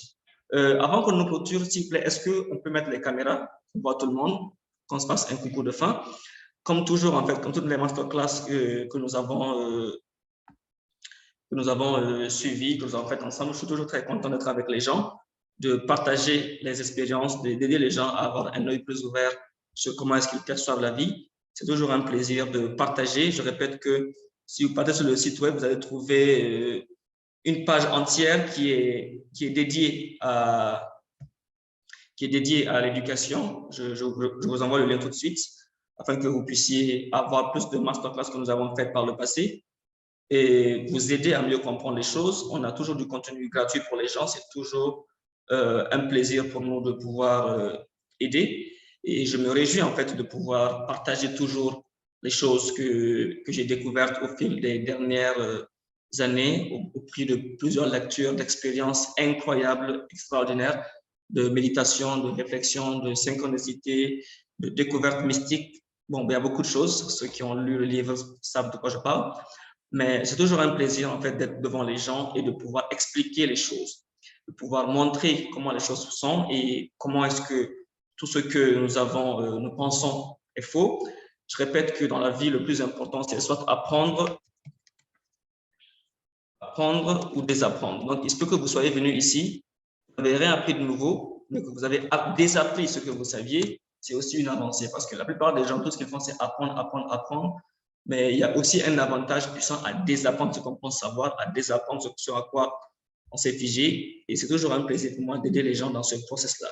Je répète que la mission, elle vient de commencer. On est là pour encore au moins 70 ans. J'ai foi en ça. Et on va faire le chemin ensemble. Merci beaucoup à tout le monde. Est-ce que s'il vous pouvez activer vos caméras, qu'on voit tout le monde? Comme je l'ai dit, c'est toujours un plaisir de faire un check, un big up à la fin. Où sont les rafias, ceux qui sont habitués de la maison surtout, c'est toujours bien de voir les gens. Activez un peu vos caméras, s'il vous plaît, qu'on vous voit. J'ai l'impression de parler à des robots, là. Je vois Pascali, salut, je vois la DGI qui est là, je vois Rafia, c'est bon, je vois tonton Idriss, je vois Samira Amadou, je vois Issa Kimba, super. D'autres personnes, activez vos caméras, je vois Aïcha de Dakar. Je vois ici, je vois Bintou. Bon, il y a beaucoup de personnes. Je ne pourrais pas faire venir tout le monde sur les caméras. Mais comme à la coutume, on se fait un check de fin. Tout le monde, on se fait un check de fin. Merci beaucoup tout le monde. C'est toujours un plaisir d'être là, de pouvoir partager. Ah, je vois Bob qui avait levé la main. Je pense qu'il veut parler. On va faire parler Bob. Bob, allez-y. Je suis au garde à vous, mon commandement général. Bob, le micro, on n'entend pas le micro. Activez le micro.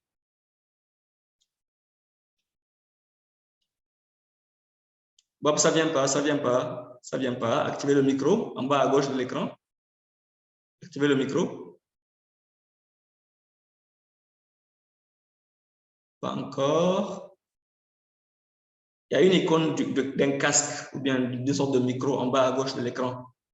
Si vous pouvez l'activer, ce serait bien, comme ça on vous entendrait. Voilà, c'est bon. Monsieur Gadalou. Oui, non, j'ai dit. Ah, ça a coupé. Je ne sais pas ce qui se passe. De citer les personnes présentes, c'est pour dire que je suis toujours là, quoi. Ah, Bob, c'est toujours un plaisir. Je suis toujours content de te voir. Ok, merci beaucoup. Je regarde à vous, mon général. Je pense que Bintou voulait parler.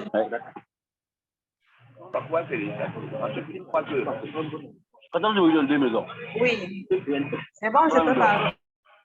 Oui, Bintou, vas-y. Je te donne la parole. J'avais désactivé les sons pour enlever les bruits de fond. Vas-y. D'accord. Okay.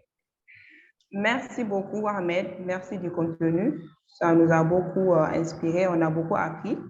Et merci aussi à tout le monde, toutes les personnes qui sont intervenues durant la conférence, y compris plus particulièrement M. Patango. Monsieur Patango. Donc, et ce qu'il a dit, c'est vrai, c'est qu'il ne faut pas que les gens comprennent que c'est pour désobéir aux parents. C'est tout simplement que j'ai compris que ce n'était pas ma vie que je vivais, c'est la vie de ma mère que je vivais. C'est comme si c'est ce qu'elle a voulu être, mais qu'elle me transmettait. Donc, c'est pour vous dire que j'ai pris conscience de ce que j'aimerais être, de ce que je suis. Donc, ça veut dire que vivre la vie d'une autre personne, ce n'est pas vivre sa vie, c'est vivre, je ne sais pas comment expliquer cela, mais quand même, on ne vit pas sa vie, on vit la vie d'une autre personne. Et je le remercie beaucoup, parce que c'est lui qui a fait en sorte que je me suis intégrée dans le monde de l'entrepreneuriat quand j'étais étudiante chez lui.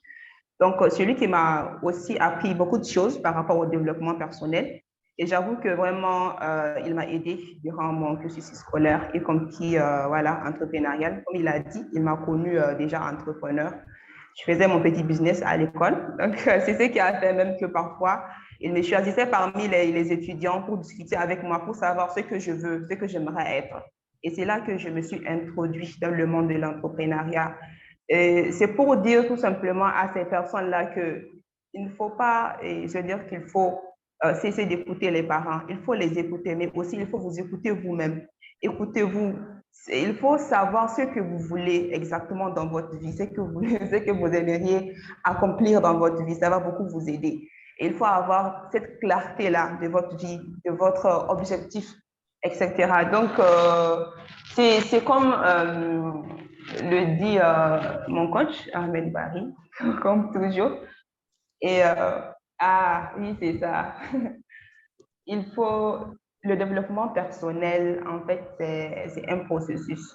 On ne cesse jamais de se développer, on ne cesse jamais de s'améliorer et d'aller de l'avant. Ce n'est pas parce que je sais ce que je veux et j'ai commencé à produire des résultats que je vais me dire que là, c'est bon.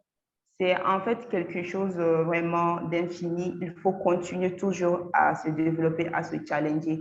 C'est là qu'on va devenir la meilleure version de soi-même. C'est tout ce que j'aimerais ajouter. Merci beaucoup. Super, super. Et je vais clôturer avec cette phrase que j'emprunte à Vishen Lakiani, qui lui aussi l'a emprunté à quelqu'un dont j'ai oublié le nom. La phrase dit en fait, il faut grandir tellement vite que les gens qui ne vous ont pas vu depuis un mois doivent apprendre à vous reconnaître de nouveau. Je répète, la phrase c'est, il faut grandir tellement vite que les gens qui ne vous ont pas vu il y a un mois doivent apprendre à vous connaître à nouveau. C'est un truc très puissant et depuis que je le fais, c'est juste magnifique parce que il arrive des jours où, comme je dis à mon équipe, j'ai l'impression que je prends un an chaque dimanche. Au lieu de prendre une semaine, je prends un an, tellement je suis dans un processus de croissance. Et pour rien au monde, en fait, je vais arrêter ça. Pour rien au monde, je vais arrêter de grandir parce que ça fait du bien. Ça fait un bien fou de changer de dimension, comme je l'ai dit, et d'aller à un niveau supérieur. Merci beaucoup à tout le monde. Je suis très content, comme toujours, d'être avec vous. Vous savez que c'est la famille désormais. Ce n'est plus une question d'entreprise, c'est une question de communauté. Et chaque jour, elle s'agrandit, chaque jour, elle s'agrandit, chaque jour, elle s'agrandit. Toujours content. Ceux qui ont des questions supplémentaires, posez-les-moi inbox. Je vais vous répondre avec plaisir. C'est toujours comme ça. Et ou bien, vous pouvez aller sur le blog, sur le site, il y a un blog pour commenter quelques publications. Il y a du contenu là-bas. Je vous enverrai aussi le lien. Je vous l'envoie dès maintenant même pour ne pas oublier. Le lien où vous pouvez trouver les anciennes masterclass. /AB Universe. Voilà. Sur ce lien-là, vous pouvez trouver beaucoup de masterclass, beaucoup de contenu, d'interviews que j'ai faites avec des gens. Ça va être exceptionnel si vous partez. Et je vous dis merci beaucoup à tout le monde encore une fois. Passez une très belle soirée et on se dit au samedi prochain. On parlera de stress. On parlera de la gestion du stress qui est aussi un concept assez intéressant. Je vais vous vous envoyer la fiche. Le samedi prochain, on sera ensemble, Dieu voulant, pour que vous puissiez apprendre comment gérer et maîtriser ce truc qu'on appelle le stress là. C'est toujours bien de pouvoir faire cela.